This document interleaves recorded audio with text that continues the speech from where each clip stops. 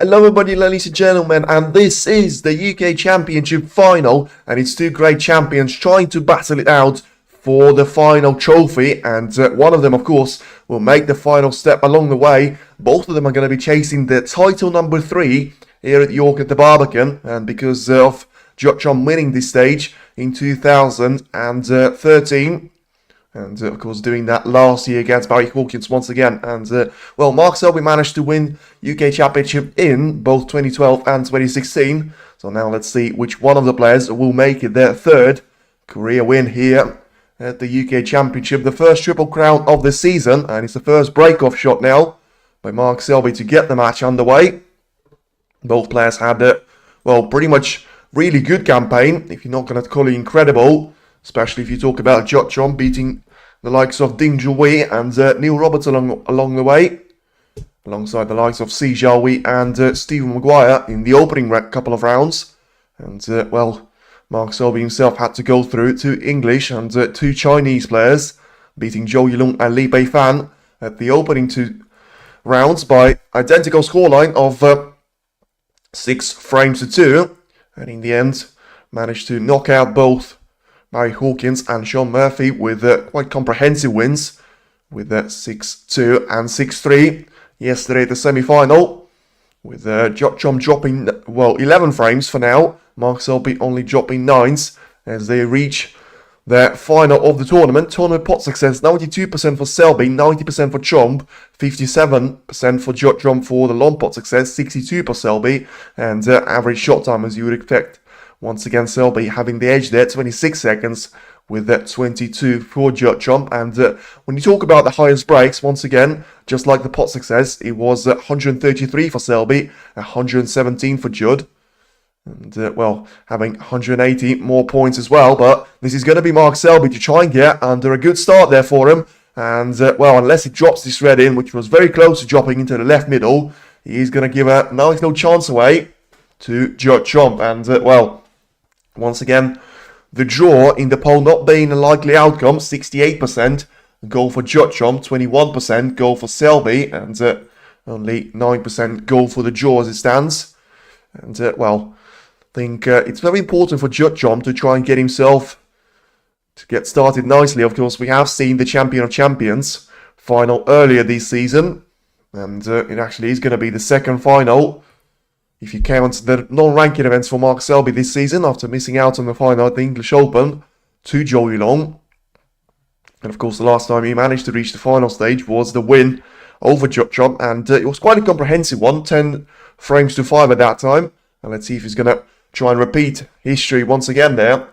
And best of luck, Judd. Selby will smash 2 147s. So I'm supporting Judd. Well, all fair comments. I think the 147 claim is a bit weird because, of course, he's only going to have 18 frames to do that now.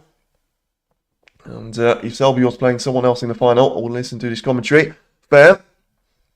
And as I say, I think it's really nice to see 2 men from England here for the second time in a row, which I'm just trying to see if he's going to be able to get through to this black as he tries to take it on the black ball cushion into the right corner. May have to refuse the shot though, and we'll try and play safe. It ain't going to be easy, of course, for him with having no access to blue or black at all. I mean, he can try and get on the ball colours probably as his only option now, and just try and get the cue ball in a somewhat safe zone. But once again, just trying to see if he's going to go really deep onto the cue ball, trying to put a little bit of power in between the cue ball. But realistically, I mean, would he not go for this yellow now because of the way the reds are situated? And that's what he's trying to do. And it's a wonderful little pot there by Chomp, because I thought he was trying to find a perfect room to try and leave the cue ball. And instead, he's played an absolute masterstroke of a shot and gets himself lined up once again for the prime position into the reds. And Judd is a good player, but unlucky when it comes to final. Well, we'll see if he's going to be unlucky. For now, he's trying to get the luck out of the picture here and trying to do it with skill. Positional success so far, as you can see through the tournament, has been 90%, which, you know, when you talk about the overall tournament campaign, probably isn't going to be that bad. Especially when you talk about the opposition players that he had to go through. You know, certainly the highest rated match in terms of the seeded players for the second time this season of Judd Chomp and Neil Robertson meeting against each other. On both of those occasions, of course, Robertson lost out by a confident scoreline win for Judd Chomp. Once again taking the yellow for the second time of asking. Rolling the red into the right middle. Getting a bit straight in the blue. So the first couple of shots haven't seen the perfect positional success, but Chomp is trying to get himself lined up for an easier setup into the sort of middle part of this frame. Hi everybody, hello Letitia. And 12 points now is the advantage here for Chomp after an early mistake from Selby. One thing that you have to say, sort of in critique of both Selby and Chomp, they had a slow start against Robertson and Murphy yesterday, but ultimately both of their opponents were able to make just enough mistakes there for Selby and Trump to try and pounce on them, especially in the middle and the endgame part of the match, with Murphy missing out on a couple of opportunities, Selby producing a couple of incredible steals in his performance against Murphy, and ultimately was just too many frames that Murphy lost in the end, which allowed Selby to take a comfortable win over Sean Murphy. Similar performance to the sort of, what would it be? Similar sort of performances in terms of the way that Judd has managed to perform against Neil Robertson, because he's managed to take control in the middle part of the match, and winning 4 frames on the bounce certainly helped him to do that, to establish the, well, parity first, after losing out on pretty much an hour-long frame. And once again, just getting the cue ball down the table here, trying to see that he's going to be able to get himself lined up for the last remaining red onto the top part of the table. You can rightly assume that I'm a Selby supporter, and as I say, nothing wrong with that. And well, where is this red going to finish? He's going to finish on the cue ball, because Judd has, well, missed this red into the yellow pocket. Didn't really expect him to do that, but he was trying to force that one into the yellow pocket, and in the end the Reds jumps out, and he's going to be 25 points of an advantage there for Judd Trump. As now it is going to go back to Mark Selby here. Let's see if he's going to be able to get himself lined up for a nice little start here. And well, as I say, for now it's a similar performance to what we've seen in Sean Murphy's yesterday, with Selby giving away an early chance, and his opponent from England just wasn't able to capitalise on those chances and put all the frames to bed in the first visit to the table. Let's see if Selby is going to have a chance of sending the cue ball into the main bunch of reds right now, with that probably being his ultimate and best chance of getting on the next red. Well, he's tried to do it. In the end, the cue ball is going to miss all of those reds and bounce back. Well, unless he's got a red available, which I don't think he has, into the left corner on the left-hand side of the pack, I think he'll try and have to play a positional shot. Great match, unfortunately, Watch Your Life. Well, it's a shame on that, but as I say, it's a brilliant match, and it's a repeat of Champion of Champions. We're going to have Judd Trump as the second player to feature in 2 ranking event finals, and the first player, of course, this season to feature in 3 finals altogether. And so completing the set of Champion of Champions, UK Championship, and of course being the runner-up at Northern Ireland. So far, it's 2 finals and 2 losses in the final. Mark Selby had 1 final in a non-ranking event, and he's managed to take it, once again, as I say, on Judd Trump at that time.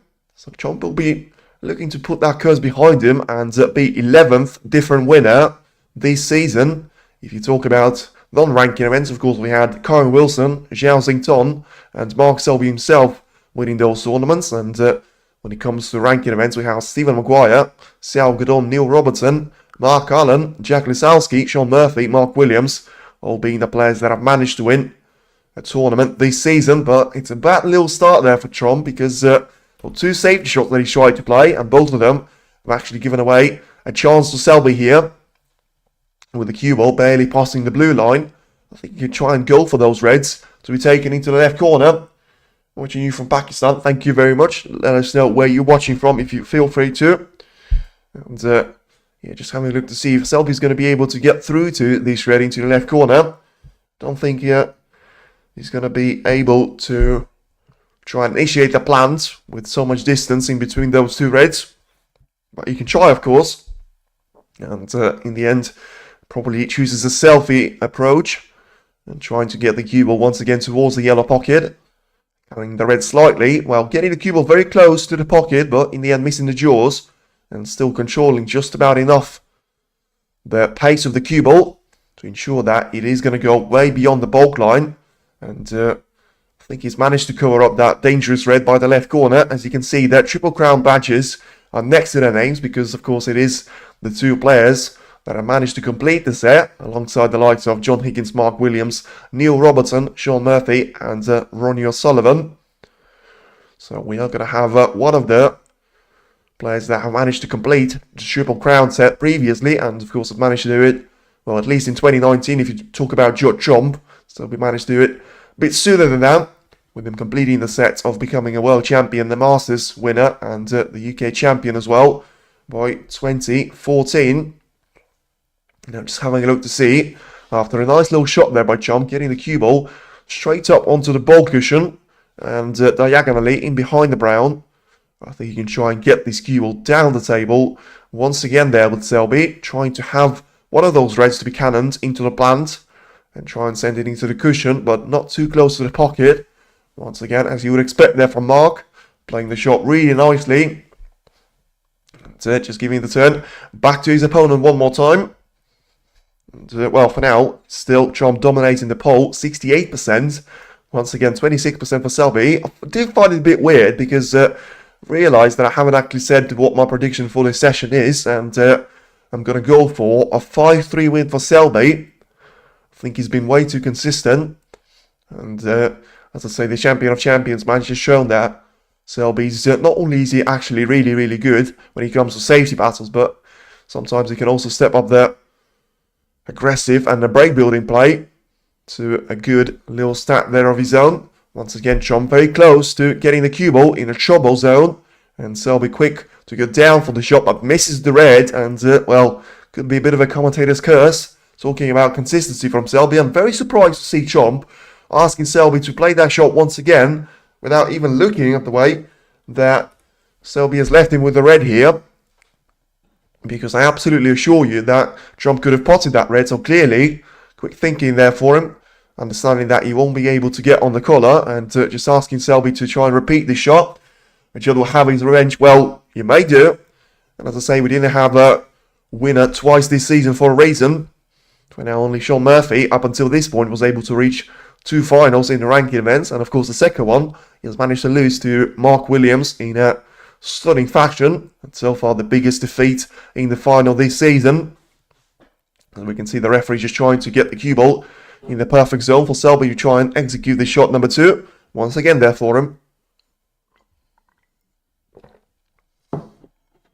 So he's trying to get the edge of the left-hand side of that red, and the way that he has to do this shot is, of course, if he gets too close to the pocket, he'll be able to give this cue ball into the jaws of the pocket, which is not going to be a perfect opportunity for him anyway, but that's a nice little shot there by him. Once again, a bit surprised, as I say, that Trump hasn't even a look to see at the red that he certainly could have potted into the left corner, and he was all about just trying to get position on the next colour. And with Selby managing to get out of that situation for the second time of asking, you do have to ask some of those questions, but Trump once again quick to respond, and after having an early mistake there on the safety battle, he does seem to try and set the pace up, which is never a nice thing to try and do against Mark Selby. Just having one more look to see that he's got the access to those reds on the lower part of the table, and just trying to see the way for him to try and guide that cue ball onto the going behind the yellow spot once again. I think he's going to try and use the red onto the top part of the table, try and get it down and into the corner, or at least try and put it into the side cushion, playing the shot really nicely in terms of the red ball control. And well, what a transition that was. The cue ball onto the ball cushion and right next to the green spot. Lovely little shot taken once again there by Mark Selby, and the second it looks like he's in trouble, he just finds the perfect way for the cue ball to be guided, or 3 cushions perfectly set up right next to the green pocket now. And it's actually Judd that has to try and play a cushion first shot into those reds. Has to be very careful with the contact that he gets, and in the end, well, too much clapping. Peter, it's always unpopular to go against the fans, but I actually agree with that, because if you're going to clap on every shot, I absolutely hated that on the Riyadh Championship when they clapped every single time in the opening couple of frames. Whatever shot was potted, whatever ball, even if it was over the pocket, they were just clapping. And I just understand, like, what are you doing this for?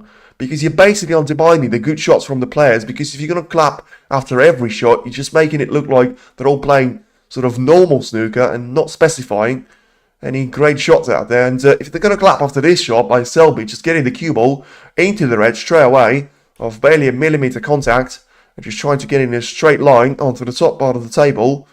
I mean, of all the shots that we've seen play, probably the only shot that deserves a bit of applause there from the crowd will be the Selby shot of getting the cue ball onto the green pocket. And following the demise of O'Sullivan, Selby's the most reliable player to hit an object ball of 4 cushions. I mean, I don't really think that O'Sullivan should be brought into that equation because I think his coaches himself, well, that could be another shot for you to worth be clapping because it's a nice little response there from Chomp. Getting the cue ball down the table using the top red to try and get it onto the lower part of the table and getting the cue ball perfectly in behind the brown. That certainly deserves a round of applause there from the crowd. And, well, even though he got a little kiss along the way, it still was a nice little line for the cue ball to be set up. And, listen, Selby's by far the best player when it comes to the safe part of the game of trying to line a snooker on yourself or sort of try and get out of it. So not quite from first try here. And it will be 4 points given away to Chomp once again. So for the second time in this match already.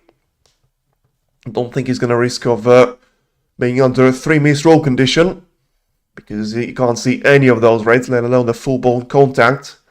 So just trying to make sure he's going to be able to get the cue ball as close as possible to the red on the black ball cushion. Trying to ensure that he wasn't give the same red away there into the right corner pocket, which was the risk previously. Now get the cue ball onto the side cushion.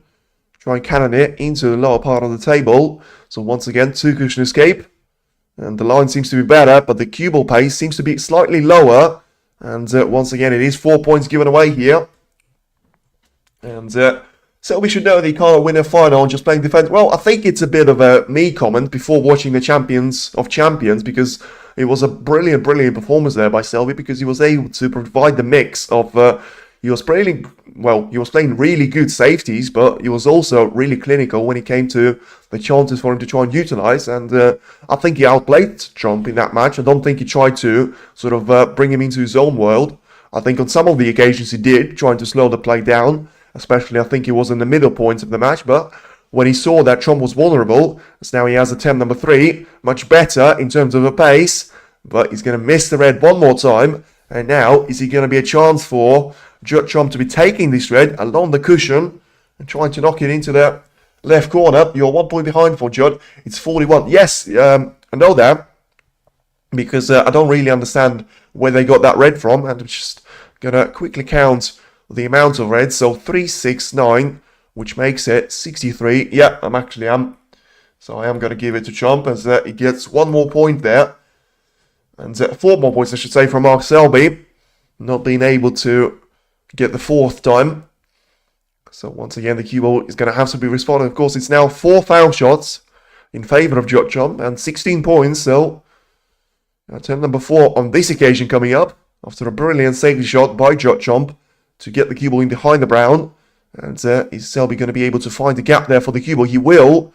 But is he going to get past all of those reds? I think he will. So once again there, Selby finding the perfect manner for the cue ball to be guided in between those 2 reds. And yeah, it is going to be respotted for attempt number 5 there for Mark Selby. When it comes to save battle, there is no match of Selby. There isn't. And I think you'll be a fool to suggest otherwise. I'm in India. Where can I watch this match live? Absolutely no idea, Pradip. But I think because India, of course, will be part of Asia and it's not China, I think you'll be able to watch it on WSD Play because that should be available for all the region outside of Europe and mainly China. And now this does seem to be the perfect attempt from Selby in terms of hitting the red. Now, is he going to be able to get this red safe? I think he will be. Now it's 43 points of advantage with 99 points still on the table here. I'm just trying to see if he's going to be able to sort of get himself lined up here for a shot of those reds. Thanks for the info. Doing good work. Thank you. Appreciate that. And once again, cue ball is going to go off the side cushion and in behind the yellow one more time. So it was very important there for John to try and cover up the left-hand side of those reds because the blue was going to do all the dirty work on the right-hand side of it. Now Selby, once again, back to him it goes. And it's very weird to see Selby being pretty much on the back foot for the majority of this frame, especially when it comes down to the safety battle. But, of course, the positives for him is going to be the fact that so far he hasn't been able to give an easy chance away to Judd Chomp ever since that opening mistake where left Trump with a chance of producing 25 points. So far, frame time gone over 20 minutes, so already being a lot longer than we've seen 4 opening frames in Neil Robertson and Judd Trump match. But well, I mean, could this be a chance there for Trump to roll this red? He's going for it. Now, has he managed to do it? Yes, he has managed to do it. So, once again, beautiful little pot there by Trump. And now getting himself 44 points of an advantage. I mean, just needs the cue ball to go to the lower part of the table one more time. The way for him to try and do it is going to be off potting the brown into the green pocket. And he's got an alternative of trying to go for a long shot now off the yellow to roll it into the right corner. But I don't really think that's going to be the way for him to go. Because if you miss this yellow, of course, we've seen that with Murphy yesterday. Selby will be there to punish you. And, well, managing to produce a steal off by, I don't know, a couple of points previously. And, well, Trump trying to play the safety and the Selby game for now. He was trying to get the cue ball off the green and in behind the pink, but he needed to initiate some sort of contact on the pink. And in the end, the cue ball just passing the pink by. And even though he's managed to get the green on the side cushion, he's going to have a chance given away here to Selby. So this could be a really cheap giveaway. Although Selby misses that attempt for going for a red by a mile. So with the cue ball having such a nice line to go in behind the brown, it may actually start to question whether Selby was trying to go for the pot anyway. And well, as I say, the cue ball was travelling in behind the brown, but I think he's going to be able to see the edge of this red, which is going to be the closest to the cue ball for now. But the edge might not be enough there for him because ideally he wants to add the right hand spin and a bit of backspin on the cue ball to control it, to guide it through the little gap of a plant of reds and the black without touching either one of them. Because as I say, apart from the green being on the side cushion and one more red being quite close to the black ball cushion itself, it is a nice little position there for Selby to try and produce somewhat close to a total clearance and still get himself lined up as the winner of the opening frame. Well, if you have to talk about the previous head-to-head, when they've had, I think it was 42 matches played in between each other, 23 wins by Trump and 19 wins by Selby, but ultimately you had the match last season, which has actually resulted in Selby's favour at the World Grand Prix, and of course we had this season Champion of Champions to win by 10 frames to 6, and that goes without saying that Mark Selby managed to defeat Judd Trump into the Shanghai Masters quarterfinals to get himself into the semi-final stage where he ultimately lost out to Ali Carter. And well, I'm not sure about that shot selection there by Trump. And once again there, he's going to get lucky with it to an extent because the red that has gone very close to the green spot is going to be covered up by the brown. And it's probably not potable, but he's still going to have a chance given away there to Selby of going for the red into the left corner. So let's see if Mark is going to be able to take this invitation. Because, well, he's got the black covered up by that red. He's got yellow very close to the right corner pocket. And he also has got some of those reds in semi-difficult positions there for him to try and make his way through. That was fortunate. He was, to an extent there, because I still think that Selby will be able to take this red. And let's see if he's going to be able to get himself onto the colour. If, of course, he manages to get the red in. And he wasn't able to do that. Wow. So now, let's see if this red is going to be possible there by Trump. And can he try and get through to it past the yellow? He can. And, well, he certainly was very fortunate on this occasion then. Because, as I say, that red that Trump has left out to Selby wasn't anywhere near as easy as he could have been. And Trump will try and get this red to drop into the right corner pocket. Try and get the cue ball onto the top part of the table. And, well, once again, struggling with the positional play badly. Because unless he can roll this green, which he was trying to put safe a couple of shots earlier, I mean, pink to be played into the yellow pocket is going to be quite a challenging shot there for him. So if he leaves it over the pocket, once again, it'll be another waste of a chance there from Trump, which at this stage, you have to say, probably lost count of how many he's had. Certainly more than 4 already. And, well, once again, the pink is going to be taken nicely here by Trump, which probably was the colour for him to try and make full usage of yesterday against Neil Robertson, with the black being covered up by those reds on multiple occasions. Now as he goes for the red into the yellow pocket, he'll miss it once again, and it is going to be 5th chance, well, not used well enough there for Chomp to get himself over the line here. And does seem to be a bit of a scrappy frame there for Judd Chomp especially. Although he still finds himself 51 points clear of Selby with 83 points at the table. So having a look to see if he's going to be able to go for this red into the green pocket. Well, I think once again Chomp getting fortunate with this one and not leaving the red over the green pocket. Now just having a look to see if he's going to be able to play a safety shot or something of it.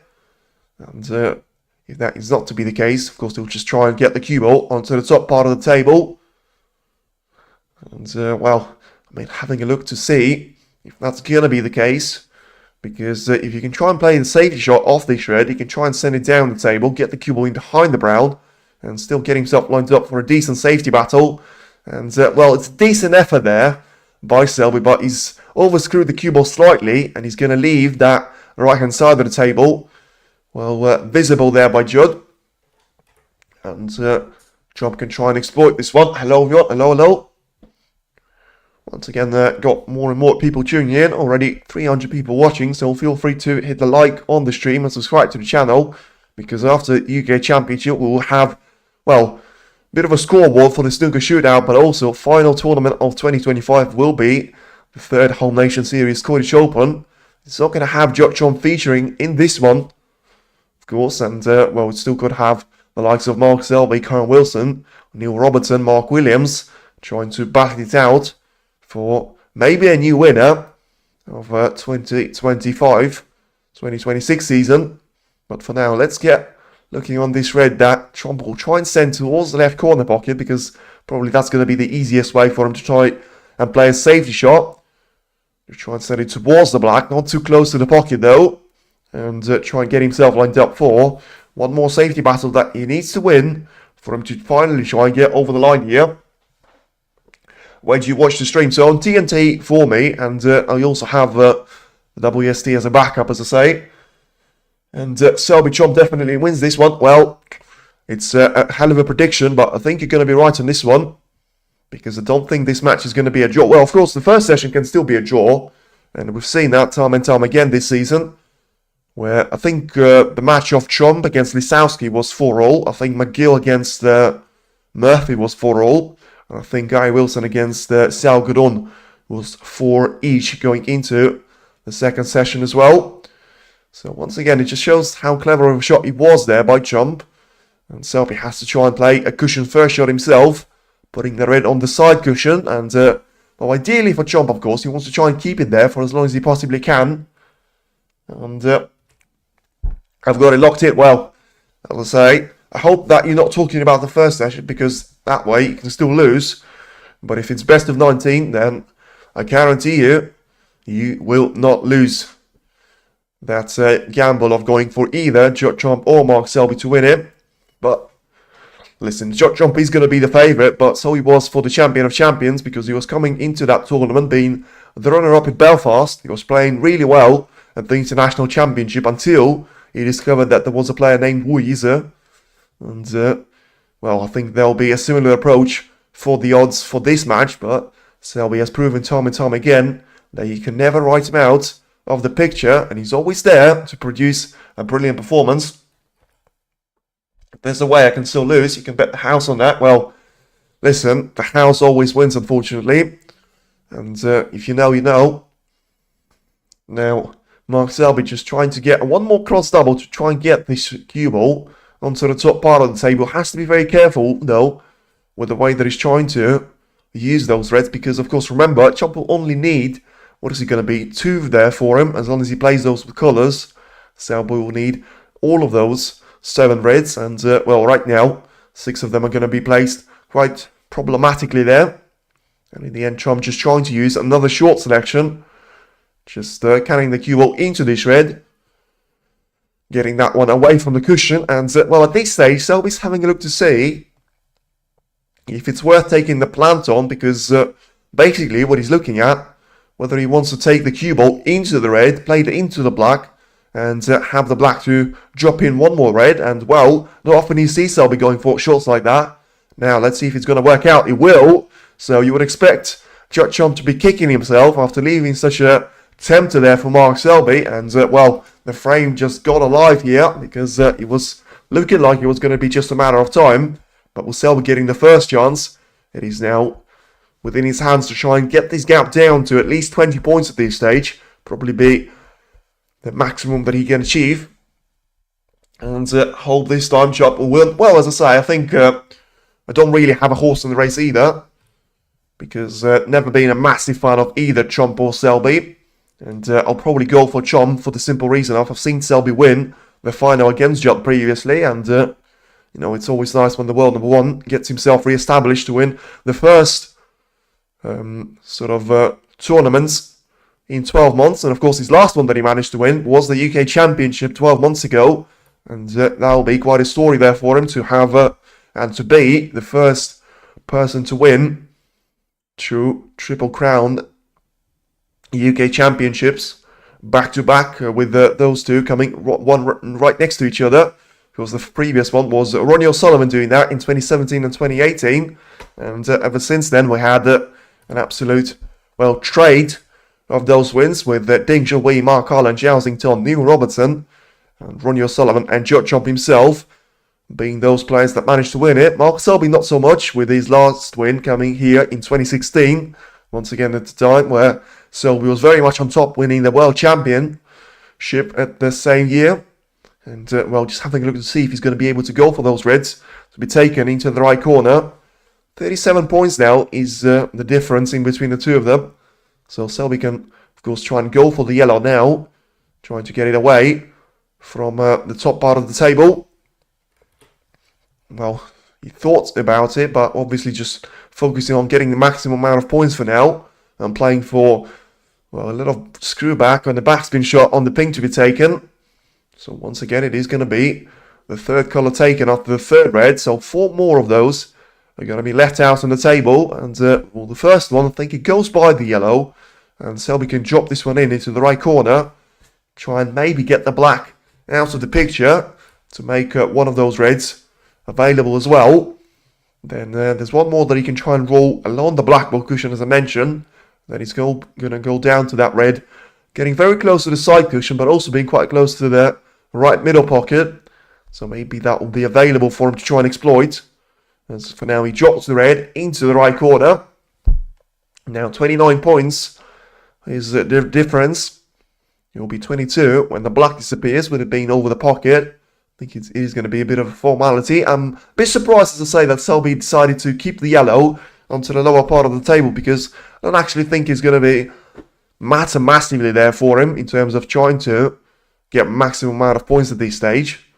Because if he gets those 2 reds in, he'll probably put himself sort of 10 points behind or so, as long as he plays those with expensive colours. But maybe he wants to try and keep the yellow as a potential way for him to try and cannon the cue ball into that red. Try and push it closer to the green pocket. And then get himself lined up for a nice little safety battle. But I mean, he has underrun slightly for this red. So maybe he shouldn't take this picture out of the game either. That he would like to try and play a snooker situation from this one.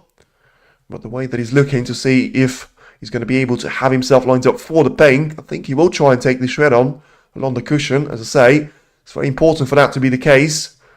And, it was even more important for that red to be exactly on the cushion, but it's not. We have seen those shots miss there. Of course, the cloth is going to be brand new there, which is going to put a bit of a, advantage there to Selby. And that's exactly what happened, because I tell you what, if it's the first or second round, after a couple of matches being played, there is absolutely no way that red is going to drop. And Chomp knows that better than anyone, because Selby knew that he missed the shot. And in the end, he had the pure momentum of the red that just played with enough power for it to drop in after staying in the jaws of the pocket for a long, long time. And we can watch the match. It depends on which region you're watching from. Mainland Europe should be Eurosport or TNT. And Judd, as I say, a lot of Judd, a lot of love for Judd. 70% still think that he's going to be the winner of the opening session. But as I say, that number was there at the Champion of Champions. And even though it was a very even Stevens there at the opening session, Mark Selby was able to step up his game massively in the second part of the match. And, if not destroy, then certainly produce a a performance that was good enough for him to beat Judd. And once again, I mean, what a shot that he's played. It's an absolute beauty of a shot, and that deserves all the applause that you're going to get. And, well, you have to say, I did say that the French just had the feeling of Murphy being wasteful yesterday in his performances against Selby. And, well, right now, it is going to be Mark Selby's frame to lose, because he's going to get this red into the right middle. Has managed to produce an absolute wonderful clearance so far. And he's going to be pretty much level on points now after he gets this pink in, with a gap of being just 1 point behind.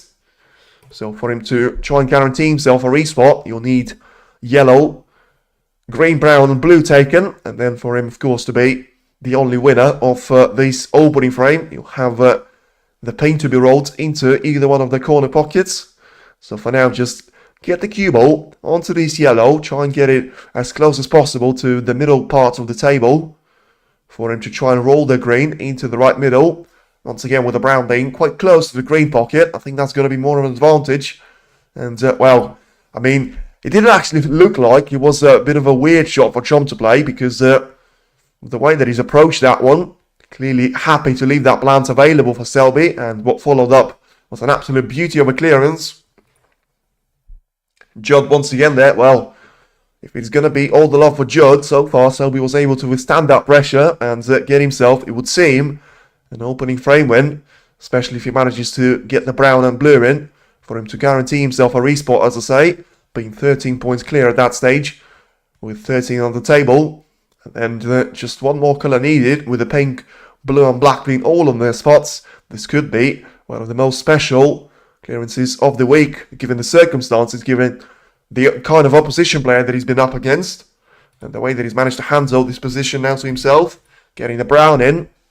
So, as I say, the pink for him to win the match without any chance given to Judd, and for him to just try and roll the blue in. I have seen a couple of misses on the pink previously, of course, in this tournament campaign, but not many of them have actually come from Mark Selby, and it does seem like it is going to be the perfect start there from the Jester, as he gets that blue into the right middle, and just play for the pink, and it is going to be a special clearance. And, well, 70 points there on the break, and can he make it a special total clearance with 77 points, and it has been the perfect start for Judd, when he managed to get himself 50 points of the advantage, but in the end it wasn't enough to stop Mark Selby, that gets himself a frame on the board now, and under most bizarre circumstances, all the chances that Judd has had, it still wasn't enough for him to beat the man from Leicester, and it is once again there, the champion of champions, that he's going to emerge into a nice little early lead there against Judd, getting himself into a very comfortable lead. And, well, as I say, once again, those couple of frames we have seen Judd being able to overcome recently, and Selby will lose. Maybe he will, maybe he won't, but he ain't going to lose if he's going to play like that, especially his opponent being so wasteful in the opening frame, and Selby needing only one chance there, realistically, because the only 3 points that he managed to get, he was never realistically trying to clear up from it. Excellent first frame. It was a brilliant first frame. It was absolutely horrendous from Chom's point of view, because, as I say, I think he had 5 chances for him to produce 54 points, have 51 points of a gap with 83 points on the table, and still, with 83 points on the table, by the way, with the position that Selby had, for him to produce a clearance of 77 points, is nothing short of spectacular there for him. Once again, he'll go very close to that clearance of Judd against Si Jiahui, but you'll see it's a bit different when you do it in the quarterfinal, or sort of in the last 16 match, or when you do it in the opening frame of the final meeting against the reigning champion and the world number 1. How on earth did Selby win that frame? I guess we'll never know, but that's why you can't say that Selby can only play the game in the sort of passive and the safe manner, because sometimes he's going to be able to click into that gear and absolutely demolish and destroy all the opponents that are going to be in his way. And that's exactly what he's managed to do so far against Chomp. Now, let's see if he's going to be able to back that performance up with a similar sort of performance in frame number 2, because Chomp, of course, after playing that, or it looked like a decent safety shot with no sort of wow from the crowd. It looked like it was just an ordinary shot for him to play on, and he'll get back to the table in no time. And in the end, It was a brilliant clearance from Selby that got him out of chair, only to break off for second frame here. Now just getting for this shred to be taken into the main bunch here by Mark once again. The black being covered up after the break-off shot by Trump, and well, the players will have to navigate his way through those shots quite early right now. And Selby just getting those reds to spread out across each other.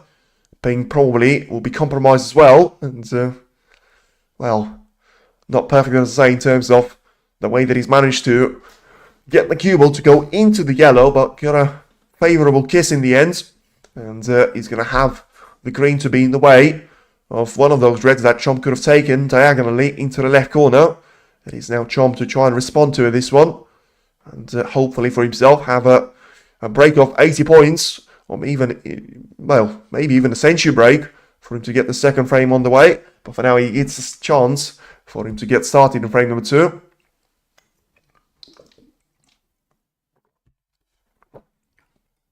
And, well, I mean, that was a chance for him to give the position back to Selby, because he managed to get a little bit of a kiss off that red onto the side cushion. And as he was getting the cue ball onto the top part of the table, well, he's managed to play the shot well enough that that kiss wasn't significant. But the early signs are there for him once again, as they have been at the start of the previous frame. You just have to applaud Selby once again, because he was actually struggling with a safety play quite early. And Chomp was able to get the better of him. And in the end, Selby was still able to produce a wonderful steal there for him. Hey, I'm a Selby fan. Finally, we've got one in the chat that actually is going to be on the side of Mark Selby, because all you see there, all the love for Judd. And to be fair, especially with me being the neutral, you want to see a bit of even Stevens there for the players, especially with Selby, as I say, playing the snooker of this season. Certainly, if you talk about the ranking events, for that being the Triple Crown. By the way, another important fact there with Selby, because Trump, of course, can't gain any of the ranking points if he is going to be the winner for him winning this tournament last year. And he's going to have to try and fight back for this one. But Selby can gain a lot of those ranking points, because his meeting in the last year's UK Championship was cut short after the opening round loss to Jack Lisowski. And now, as he gets himself into the final stage, he already guarantees himself to go back into the top 7 and dispatch the likes of Ding Shui, Mark Allen, Sean Murphy and Zhao Xington. And well, if he's going to be the winner, he's going to be only a couple of thousand of ranking points away from John Higgins on the world number 6 spot. So just trying to approach the class of 92 there, being quite next to each other. Mark Williams being the leading man, ranked number 4. Ronnie O'Sullivan number 5, and John Higgins making that list till the end of the world number 6. Well, Selby once again with a beautiful little pot there, and after acknowledging the save shot being played really nicely by Chomp, it is the perfect response there by Selby, because he finds a plant that he was able to adjust well enough for the red to drop into the left corner. And once again, when it looked like Chomp played a really nice safety shot himself, Selby was able to raise the standard that one level higher, and well, probably deserves slightly better contact from the cue ball's point of view, because he landed straight in the middle of going for the blue into the left middle, or going for this green to be taken into the yellow pocket. But of course, remember, the cannon that he's managed to take that red onto the side cushion was from a difficult blue. Now, is he going to be able to take this one more time? He will be. Once again, it's a beautiful little shot there by Selby. So it's a nice little chance there for Mark. But is he going to be able to make it sort of equal in terms of points to the previous brilliant break that he's managed to produce on frame number 1, because of black being out of the game for, well, pretty much the majority of the frame, you would think.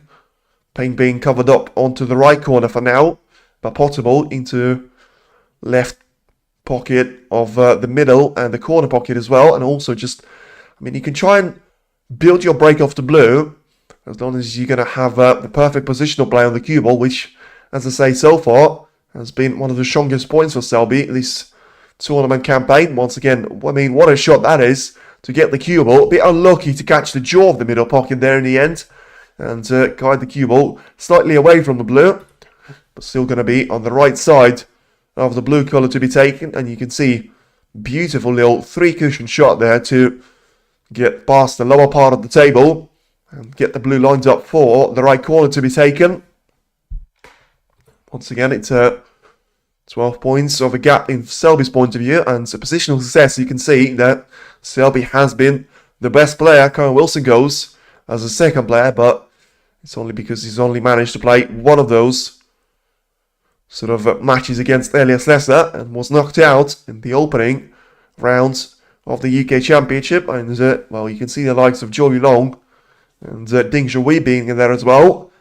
And that shot probably wasn't as good as it could have been there, because that red contact wasn't kind to Selby, and it does look like it will be a 12 points. That is going to be the maximum here for Mark. And well, let's see what kind of a shot that he's trying to go for. Just pushing the red onto the top part of the table and down again, and just guiding the cue ball to try and follow its path for it to finish up right next to the yellow pocket. So, as I say, not quite at 77 points of a break, but still, it was a nice little chance there for Selby, well taken. Now gets himself lined up for one more safety battle for him to be a member of. And Trump will try and get himself back in this groove here. He's coming back. I mean Jester, because Trump, well, he's getting all the love, and then he's getting all the sort of not so much of love in the chat, because once again, hasn't played the shot well enough, and this red that he's trying to target onto is not going to be available into the right pocket for Judd Trump, but he will be for Mark Selby here, because as long as he can get the cue ball past the majority of those reds, get himself lined up for the ping to be taken, this could be a second chance there for Mark. And once again, as I say, from the quarter-final and semi-final performance from him, when he gets two chances to win the frame, more times than not, he'll actually be able to convert that one into an opportunity of at least leading his opponent by a significant number of points. Now just trying to generate a lot of contact and a lot of power on the cue ball, and that way, of course, making this red missable. That's exactly what he's managed to do here, missing this red for it going to the top part of the table. And I still think that he's left an early chance here for Trump, although it is probably going to come down to the, well, same old question. If Trump rolls the red in, which he will, where is he going to try and find the next colour situation? Because I don't think it's possible there for him to try and avoid the contacts on the main bunch of reds. So just has to try and push his way through those. And that didn't end too well for him either, because 1 point is going to be the maximum that Trump will score here. And, well, he needs to find a perfect spot there for the cue ball placement, for him not to be giving an early chance back to Selby here one more time. Selby went 10-0. Never going to happen.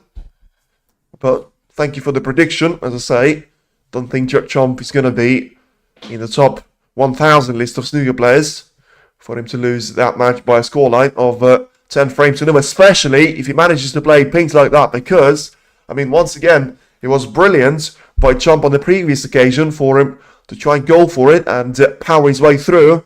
And, well, what a shot this is to try and get himself lined up for that red. Of course, leaving no prisoners at all, because if he misses that ping by a millimetre or two, he was leaving the same red away to Mark Selby. But now he gets himself re-established with a position to try and take it away there from Mark.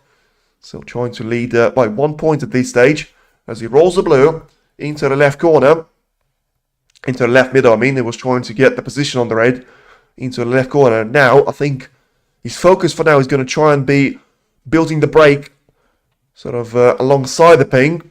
And as he eliminates sort of 3-4 reds or so, he's going to be able to try and clear the black spot away from all those reds and get himself lined up for a straightforward finish through the frame number 2.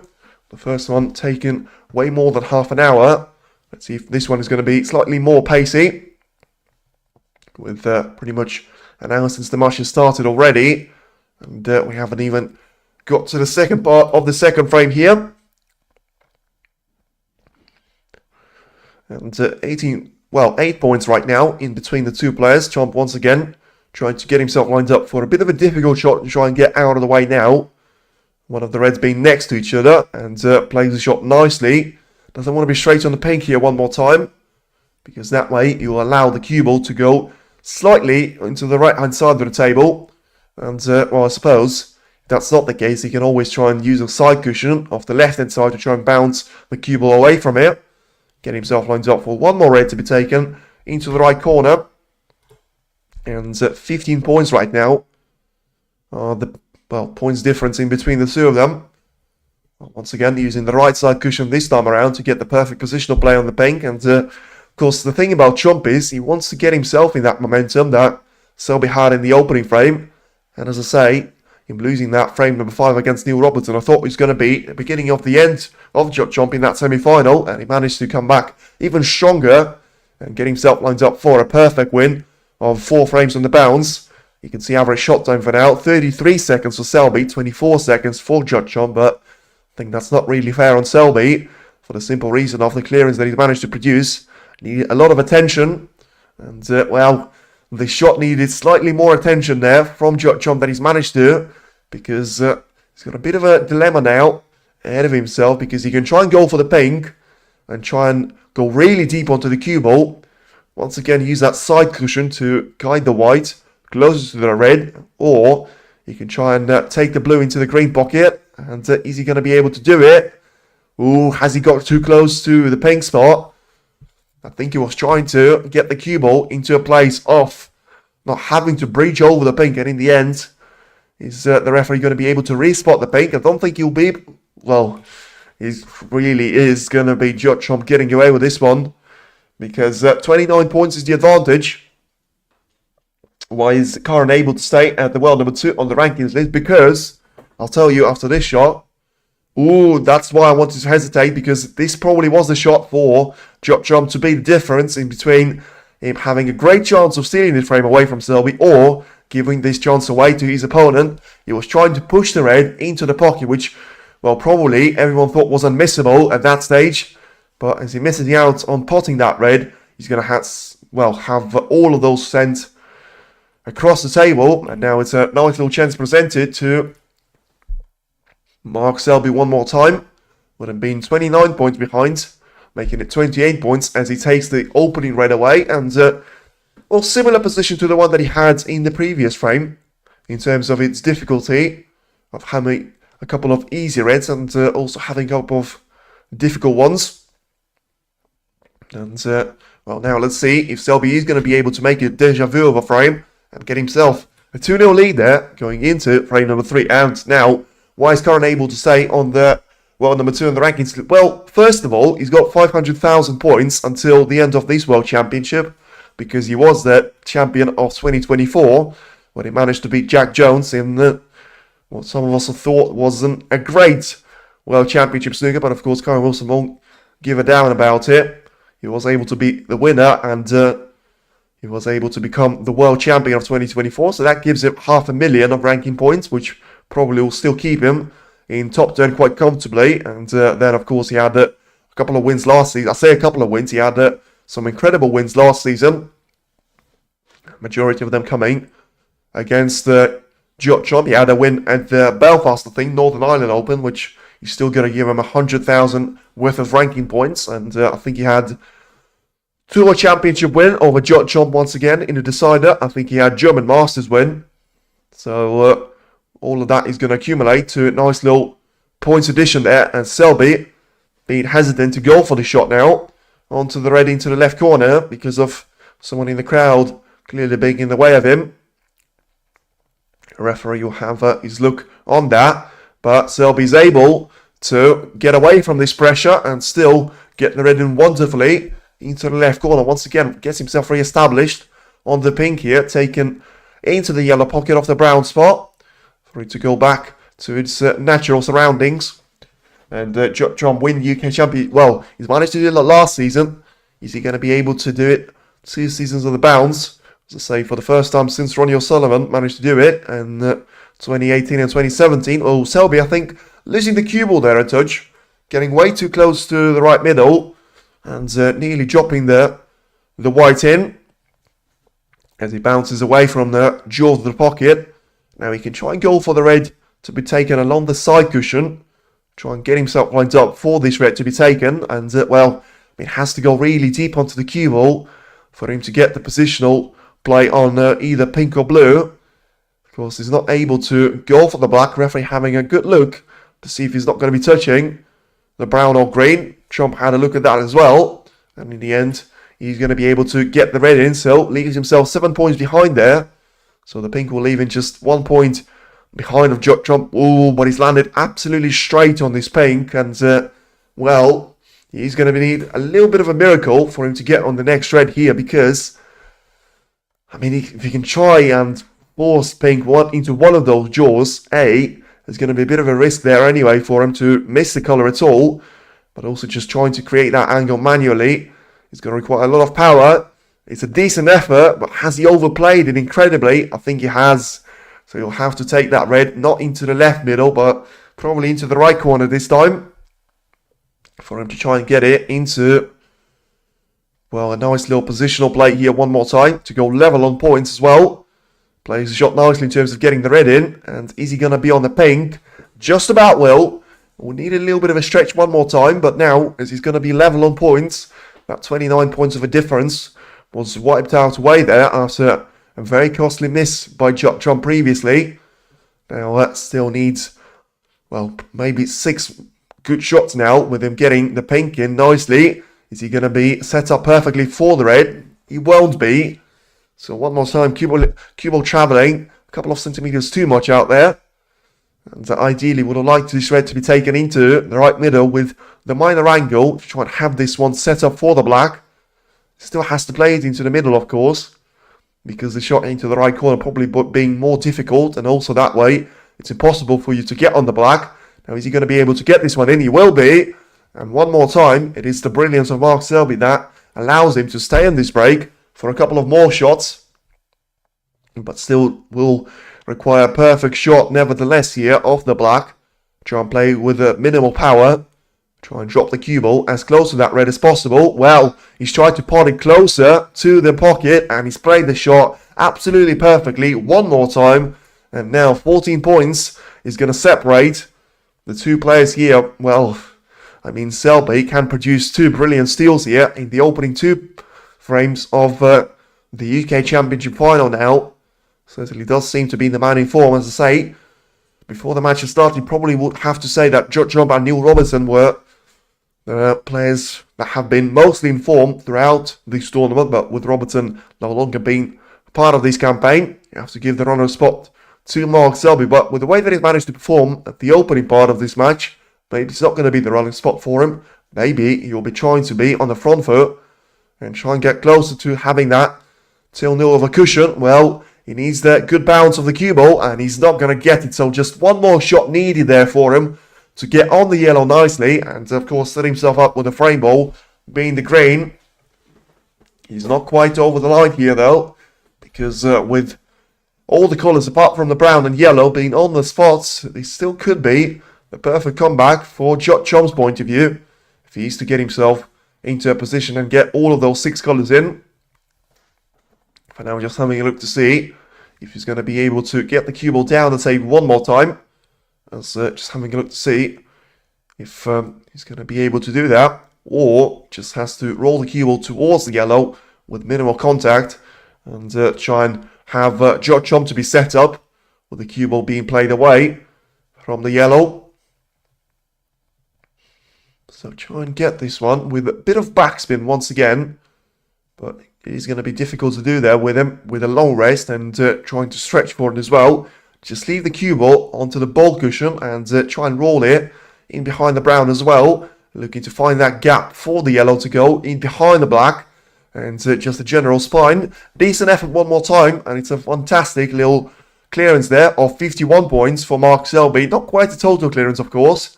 And it's not going to be enough at this stage for him to try and get over the line, though. He's going to require Judd Trump to go for a nice little safety shot. And I don't think he's played this one well enough. He needs one of the brown or green combination to go in the way of the cue ball. And, well, I think you'll be very, very happy that Mark Selby does need the position on the green for him to be over the line. Because getting the yellow doesn't actually mean anything at all for Mark Selby. Of course, other than that, he's not going to leave it away to Trump and give himself a chance. Oh, I thought he was going to get this yellow in, but as he wobbles in the jaws, the way that he's played this one with So with brutal force, he actually stays out of the pocket, and as I say, from the yellow being so close to the left corner pocket, I thought Selby was going to be able to put this one away, but with him focusing on getting over the line, it was all about getting the position on the green, which at this stage he wasn't able to do. So one more time it is back to safety play, and Chomp getting the yellow perfectly lined up for the black ball cushion. Bit of distancing between the cue ball and the yellow as well, but as he goes back to his chair, once again doesn't seem to be too happy with the way that he's approached the shot. And back to Selby goes for him to try and stay in control of the safety battle one more time. I think he's going to try and stun the cue ball and leave it somewhat close to the spine there of the pink and blue. I don't think he's going to worry about the black, and that's exactly the shot that he's trying to play. And once again, as you would expect, Mark Selby playing the shot to an absolute perfection and not leaving a chance away to Judd now.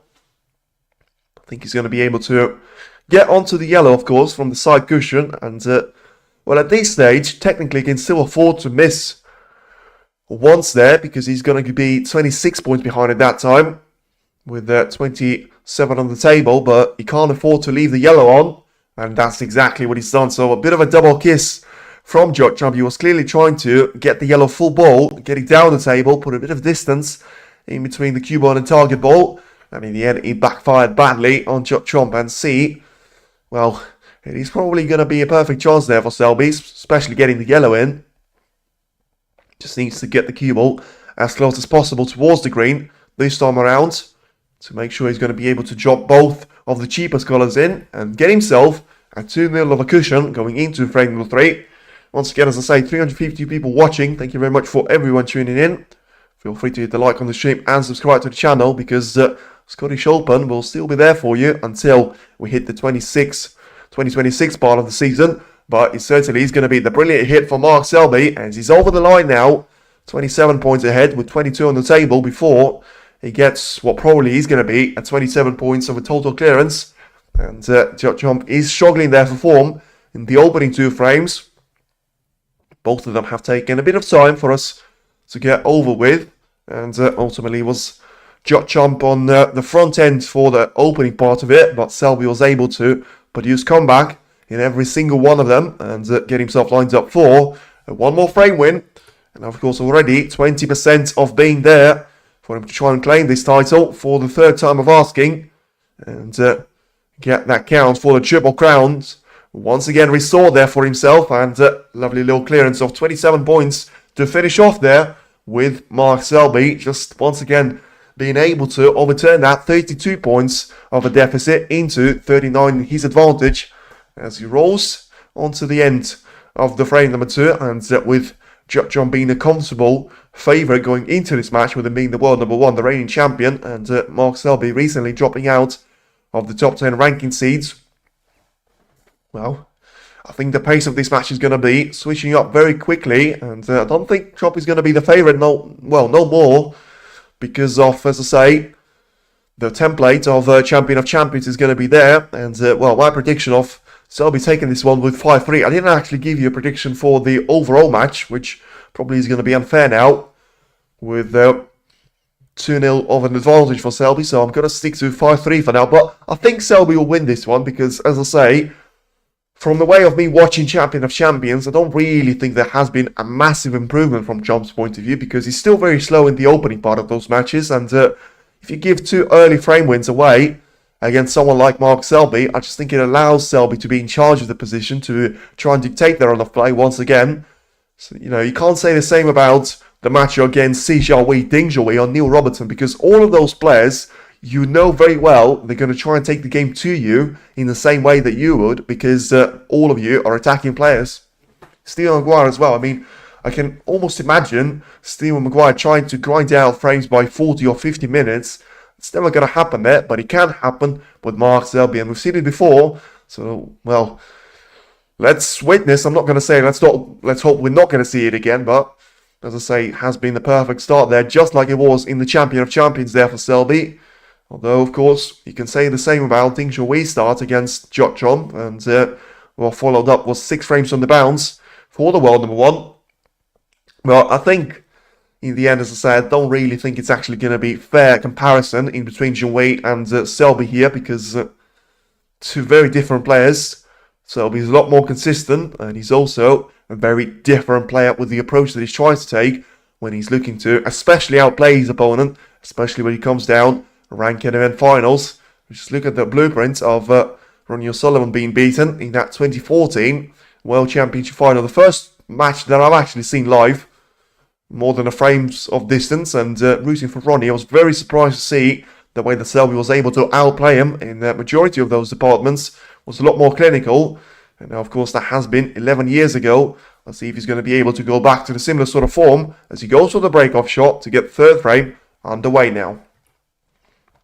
And listen, you can praise Selby all you want, and I think he deserves all of that in the opening two frames, but you also want to say a bit of criticism over to Judd now, because he hasn't been himself in those early starting points. He's been really sort of average against Maguire, and well, he's been decent against Si Xiaowei, and certainly below average against Ding Xiaowei.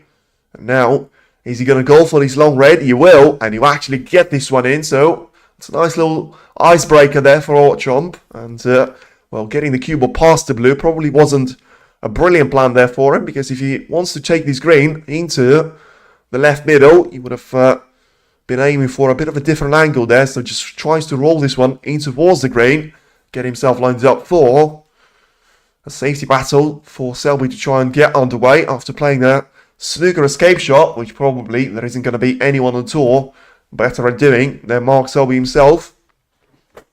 Match time has gone over an hour just now, with us taking the opening two frames out of the way. So, as I said, I think they have been quite lengthy, but you can understand why. Because of Trump clearly trying to hold on to his advantage of 50 and 40 points at some stages.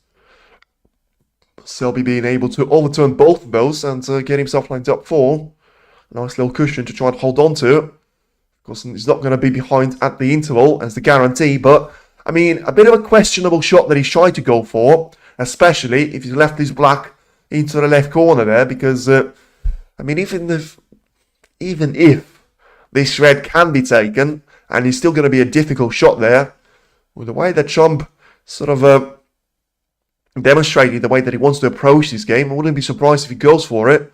I mean, he was looking for it, and in the end, probably he's going to go against that option, clearly understanding that he's going to be 2-0 down, and last thing that you want to do is be at risk of being 4-0 down, and the camera caught that at 4K of him making the mess of that shot, and giving, well, 4 points away at least there to Selby, and yeah, Selby clearly saying that it doesn't matter, like having the laugh with the referee, with him saying put it back, and absolutely, of course, it's not going to matter, with the cue ball barely travelling a millimetre there.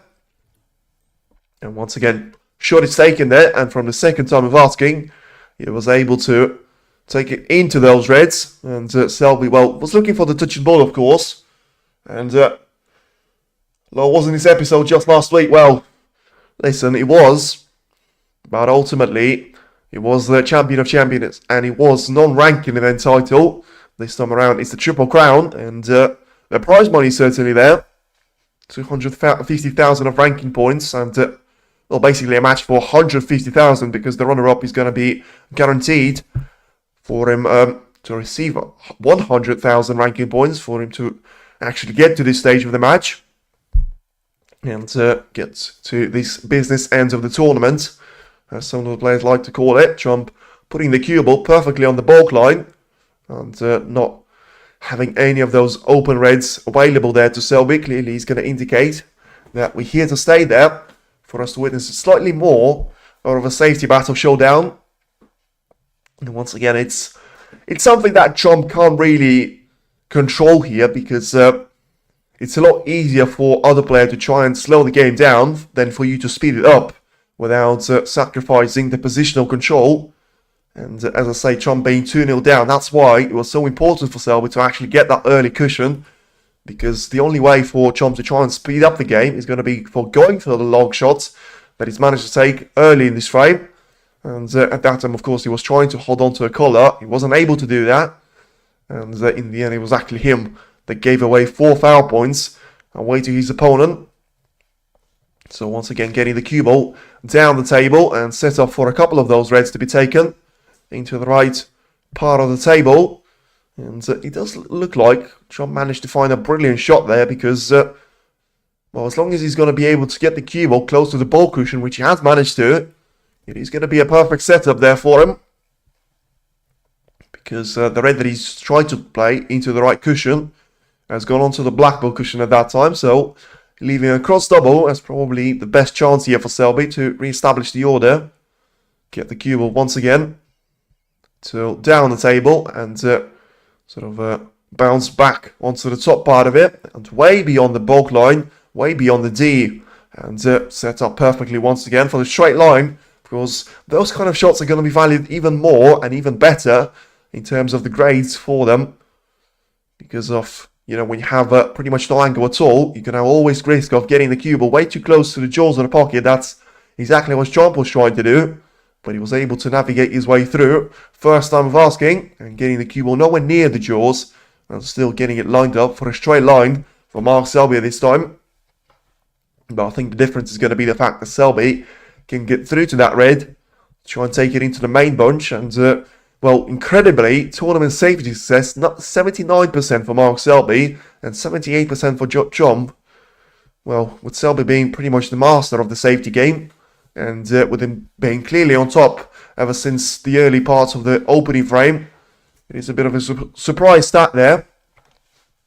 But it just shows the high standard that Judd has managed to perform so far onto all of the rounds, of course, that he's managed to go through to get himself lined up with this match with Mark Selby. And of course, if you're unfamiliar with those results, let's go through them one by one. And once again, Trump causing an absolute calamity on the snooker table, having, well, it looked like 14 reds disturbed there, carrying the cue ball into the pink and the black, and having all of those to be separated away from each other. A bit of a nightmare shot.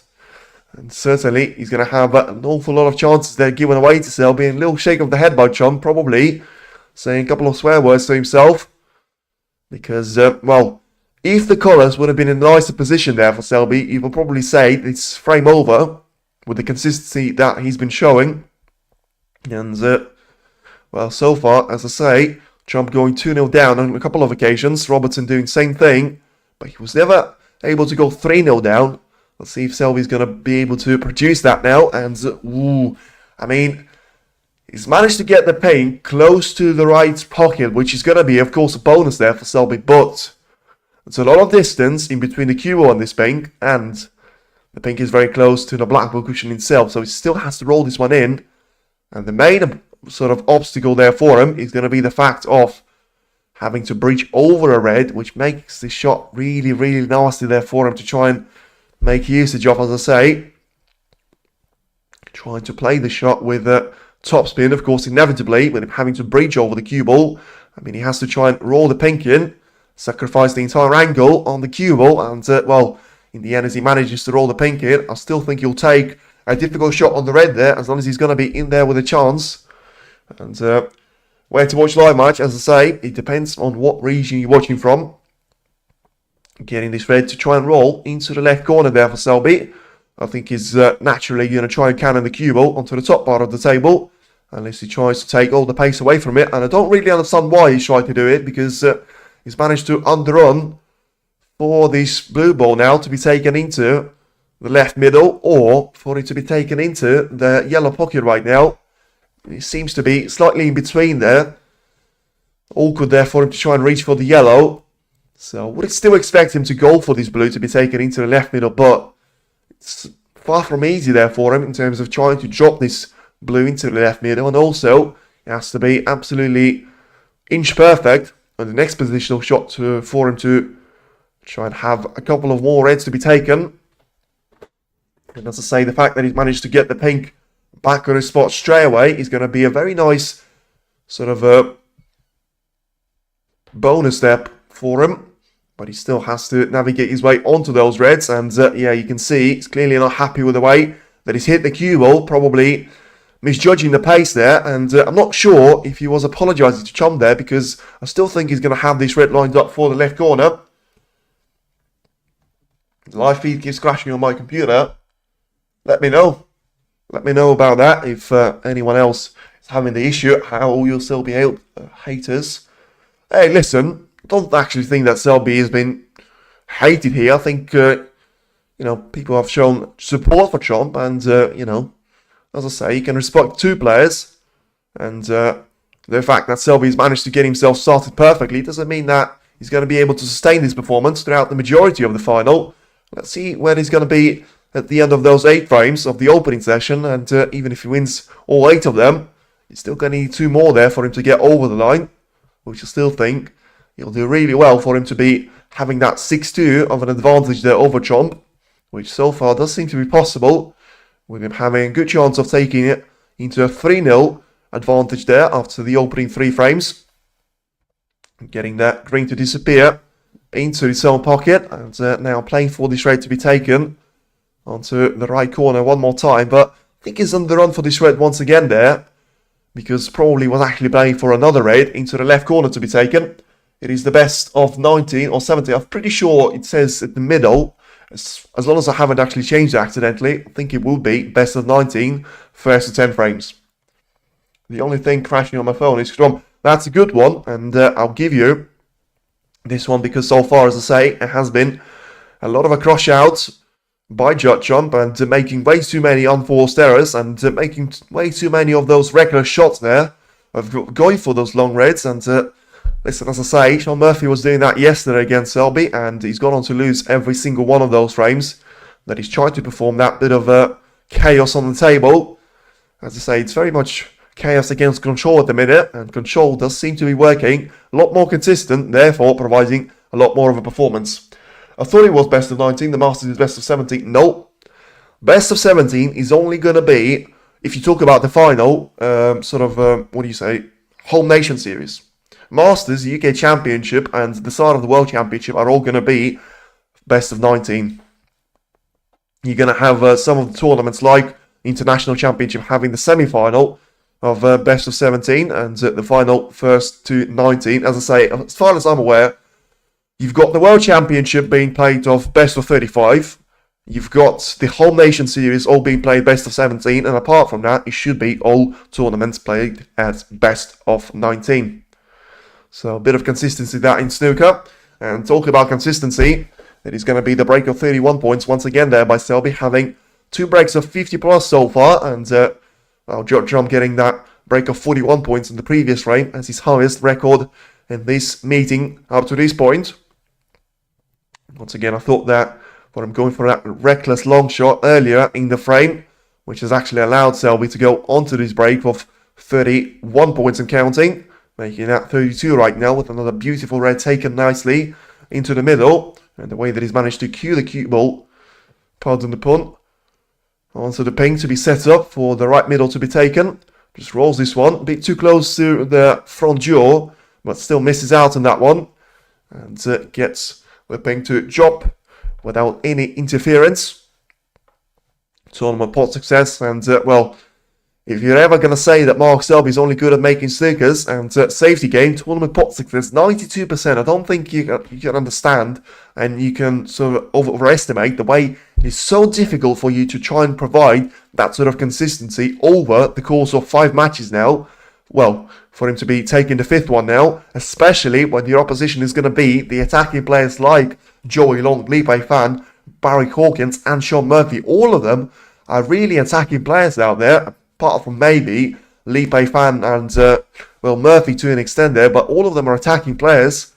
Judd Trump doesn't need any sort of recognition in terms of him being one of the best players on the tour, and for him to provide that sort of consistency of 92 players, taking that meaning of, it's you against the table to a whole new level out there. And I think that number is going to be increased in terms of the way that you look at it for the opening 2.5 frames here in this encounter against Judd Trump. Yes, that makes sense. Back in the old days, in this tournament, it used to be first to 10 each round. Yeah, I reckon because you've got more tournaments adding in there, you're always going to have the number of frames reduced. when you've got the likes of exhibition, well, exhibition-like, I'm not going to say it's completely exhibition, but exhibition-like the Riyadh Championship, where you play in the first to four in all the rounds apart from the actual final, when it's first to five. Then you've got the Champion of Champions, then you've got so many tournaments in China. You had a couple of tournaments in Macau a couple of seasons ago, or the China Open and stuff like that, and now all of them are being replaced. Well, European Masters, European Tour, European Grand Prix, all of that has been replaced by all the tournaments in England, well, United Kingdom and China. But once again, if you go back to the frame, I think it's an important shot there set up with Selby, because as he rolls the red in, he's going to be slightly lucky there for him to cannon the cue comfortably onto the pink and still leave the pink over the right middle. So pulls his hand up in the air to apologise for it, but it probably will be the last piece of jigsaw that he is going to require for him to be over the line, and 3-0 advantage is going to be his for the taking. So, of course, Trump could have gone 2-0 down to 3-0 down, I should say, to Ding Junhui, but Ding managed to take that mistake on the red to be taken into the left corner, was unable to convert that frame-winning opportunity, and followed up was a beautiful clearance by Trump. Doesn't seem to be the story of this match, though, and Selby is going to try and get himself lined up for a perfect win now in 3 of the opening frames here. Thank you, I hope it goes all the way. Well, I think we all do as neutrals, but I don't think Selby is going to have that on his mind so far. Clearly being the better player of the two, and getting himself the breaks off. 51, 65 and 77 points. And of course the 65 points of a break is still going to be here counting as he goes for this red to be taken into the left corner. Over the years, many professionals say this is the second biggest tournament it's the Masters. For me, this is one of the second because of the ranking. But listen, I absolutely agree with you, and I'm going to say that same idea, because when you have the way for you to get in the tournament, there's always going to be more credibility for it, because you look at all the sort of super waves of tournaments where it's only the elite teams, they always have less credibility because it's always going to be the newer tournaments. And what a surprise, the Masters has been invented, well, more recently than the UK Championship. The UK Championship is more of an older tournament, and I think when it's older, it's got more credibility. I think when you talk about of it having more matches with all the qualifying rounds, and anyone can get into it, you know, if they get through all the sort of qualifying rounds. We had Zhao Xington last season, where he was able to get himself into the last 16 of the UK Championship. Of course, he was the winner here in 2021, after still being sort of not quite competing as an amateur like he was last season, but he was trying to get himself into the position of trying to get onto the main 32 on the tour. Now just looking for a couple of more reds there for him to be taking as a century break here for Selby. 97 points here of a break as he rolls the black in.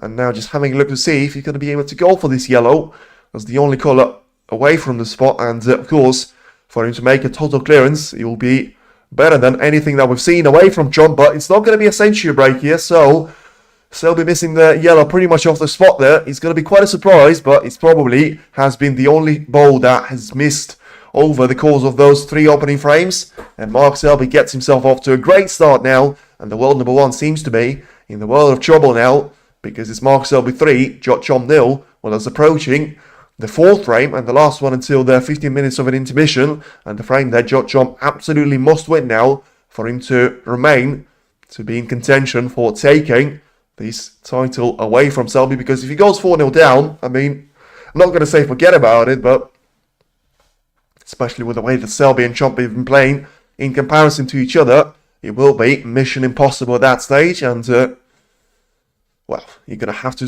do something about it there in the sort of business end of the first session. And well, you're going to be really, really good in terms of the way that you have to play in the second session for you to try and overturn that gap. And I don't think Mark Selby is the kind of a player that will be looking to try and throw that one out of the window and say, you know what, Judd, I know that I've beaten you in the Champion of Champions, and it's going to be fair for me to let you win this time. I don't think that's the mindset, and clearly that's not the way that Mark Selby has approached this tournament. And well, listen, I actually thought he was going to be one of their underachievers this tournament, and I'll say I thought he was going to be Ronnie because of the form that he's been showing recently. I thought he was going to be Kyron, because he's clearly struggling with the equipment and sort of mental game and everything that is going on behind the scenes. But I thought Selby was going to be in those three. And, well, lo and behold, I was wrong about that one. And the way that he's managed to get his game to step up against every single player of opposition. As I say, he's lost out 9 frames going into the frame number 4 now of the final. Chomp already lost 11 going into this match, now lost 14. So we're not too far out of Chomp losing double amounts of frames that Selby has lost so far. And that just shows the way that Selby has been able to sort of maintain that consistency level consistently over the course of this tournament here this week. Trump should retire. Well, I don't think he's going to be one of those Luca Brissell against Sonny Akani, which you have seen earlier this season, or it is going to be the famous walkout. I think it was the semi-final, though, of Ronnie O'Sullivan against Stephen Hedgie, and I also don't think that Judd Trump is going to be one of those players, because, as I say, it's his title for now, and he'll be looking to try and hold to it. I think Barry had, well, I was going to say, a bit of a chance there earlier on in the match, but also it was, because he didn't have a 3-0 advantage there to his name, and Trump was able to control the match to an extent that allowed him to sort of run away with it at the end, and try and dictate the run of play at that time for him to winning. Well, of course, not quite a decider, but still far from it being a comfortable win, with the scoreline being 10 frames to 8 in favour of Judd Trump. And as I say, he's still going to be fighting for that title number 3. And don't think that's going to be the case here, though. Well, I'm surprised to see that shot by Selby, because he has gone for a bit of a trump shot, which we have seen previously. And, well, it's going to be one of those brilliant chances given away here to Judd. And I don't really understand why Selby was doing that, because, you know, he comes away as a player that would understand that. It's not really the way for you to try and go, especially when your opponent is not playing well, for him to be given such a, not going to say an easy chance, but such an easy opener of a red to be taken. Although he does take this one really, really nicely there, Chomp, with all the action on the cue ball that he needed, getting the cue ball as close as he possibly, as it was possible there for the blue, to be taken into the left middle, and straight away tries to be all about business. And is he going to get lucky with this one? I think he will, because you know, had that red not gone over the right corner, he would have had to play a difficult red shot. In the end, he's going to be able to drop the cue ball for the black, it would seem, and well, gets himself in with a chance. As I say, listen, 3-0 is still not game over. It probably will be at the semi-final. It's not quite game over in the final stage because of, you know, nerves can come into play later on in the match, in the second session, but also you've got so many of those frames to be played, and you guarantee at least 7 more. You know, if Trump wins, I don't know, 50% of those, he's only going to be 2 frames behind at that stage, with still plenty of frames to be played. But ideally, of course, for him, he doesn't want to be going into the second mini session being 4-0 down, because that's going to be beginning of the end there for Judd Trump and his search for the second UK Championship crown in 2 seasons' time. But that was very important black there, which is not quite of his spot. He has to try and roll this one with power, and he's managed to play the shot really nicely out there. I don't think, well, I say I don't think, the referee certainly feels like he can try and squeeze the black back on his spot there. And that's exactly what he's tried to do. So 14 points now is the advantage for Trump as he tries to go for the red to be taken into the left corner. Just having a look to see if he's going to be able to get on the black here. How to watch this game, it depends. You can watch it on TNT Sports 3, I think. And you can watch it on Eurosport in mainland Europe. And outside of China, or mainland Europe, you're going to be able to watch it on WSD Play. A lovely little shot there by Trump. As long as he doesn't have to bridge over the red here, he's going to be able to drop the black in and get himself lined up for the red to be taken into the left corner right now. Plays the shot really nicely. So 22 points of advantage here for Judd as he gets himself lined up for this red to be taken. And he can try and go for the backspin shot once again for the cue ball. Try and hold it back for the black. And, well, he's already going to be approaching the highest break that he's managed to produce so far.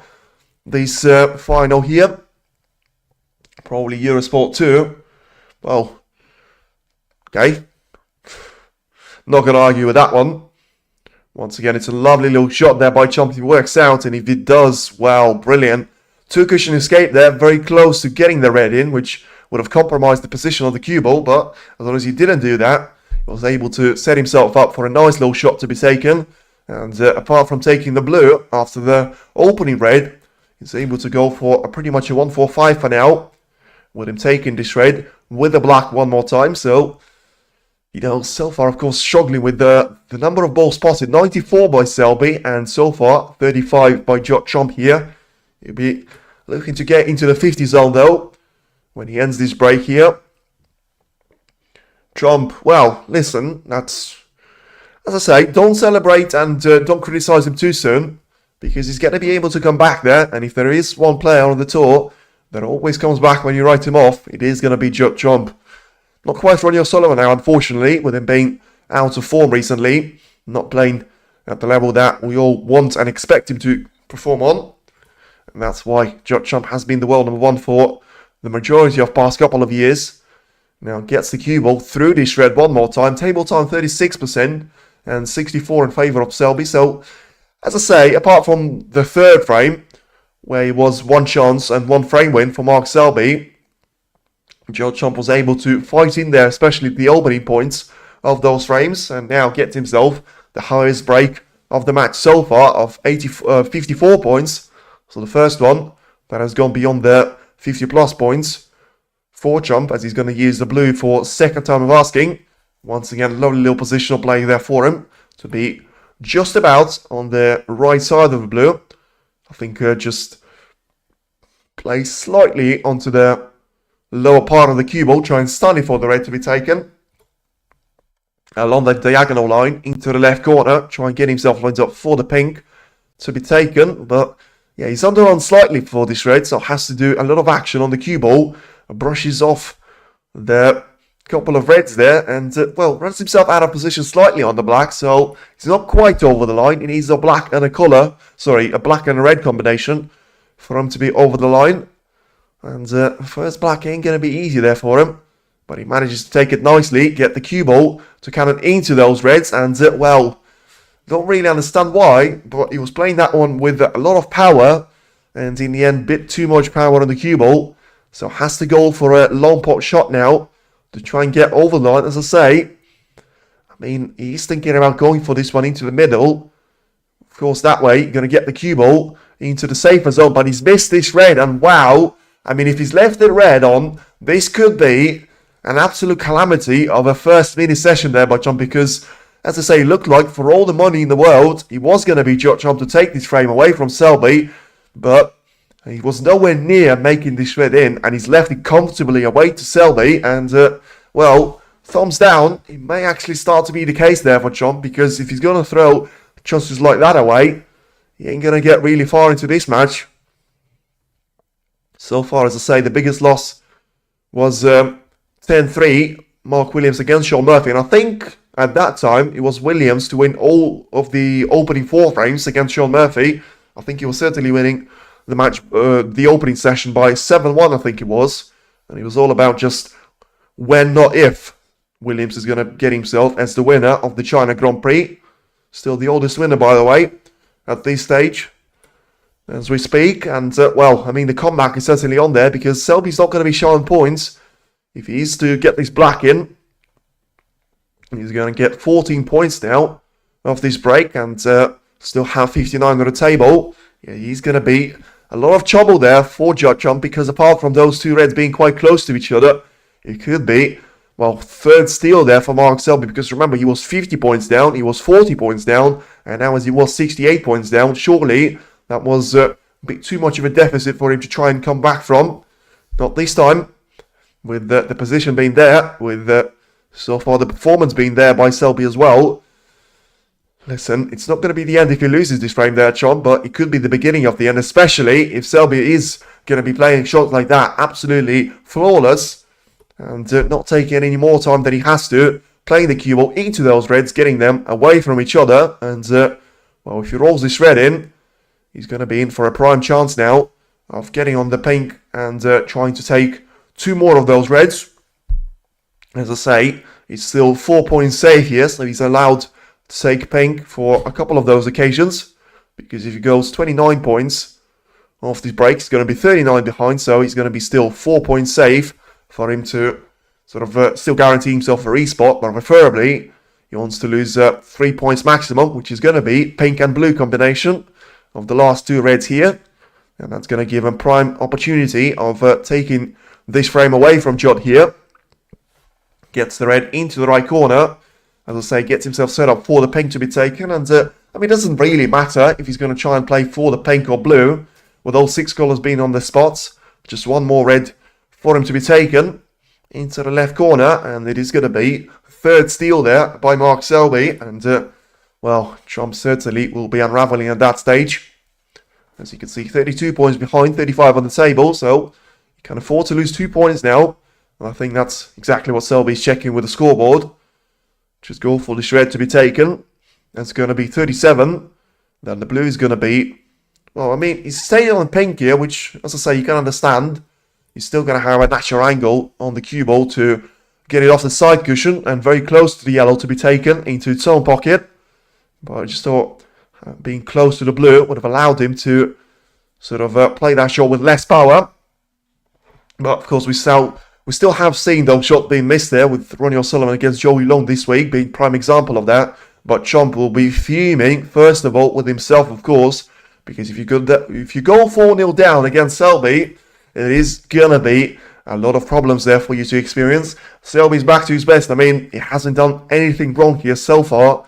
Maybe that opening, the opening red in the fourth frame was quite a big mistake, as well, I mean, it misses, well, doesn't miss, no panic yet, but it didn't hit the green the way that he wanted to, and dropped that one in off the side jaw, and he's still going to be on the brown, but this time around he has to take this one with a rest.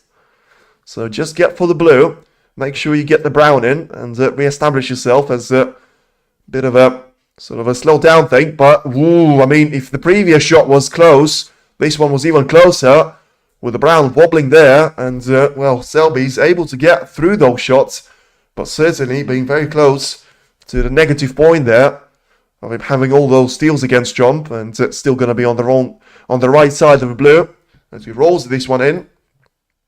And well, 11 points behind now, 13 on the table. Pink and black combination needed for him to have the third steal, and once again potting the black every single time here. Of course, apart from that century hunt in the previous frame where he wasn't able to produce that, and now it is going to be black for the total clearance and the win by just 2 points out there. Mark Selby is certainly back to his best, and Judd Jump is playing absolutely, well, I'm not going to say horribly, but he's certainly not in the form of his life, and that's not how you win the Triple Crown title that he's managed to do it last season. He's going to have to dig really deep against Mark Selby for him to be over the line. And Selby 10-0 win, well, I was laughing at it at a 1-0, and it's still not going to happen. But he is in the world of trouble there, Jotron, because right now he's going to have to make sure he comes back to the table with a bit of form there for himself, and going to be able to get himself lined up for a couple of frames win in the quick sequence. For now, though, it is going to be the break of 15 minutes there. So, as I say, feel free to stay tuned in there, hit the like on the stream, and subscribe to the channel. For now, it is going to be the little break, especially for Jotron to try and rediscover his form when he comes back to the main table and the action resumes.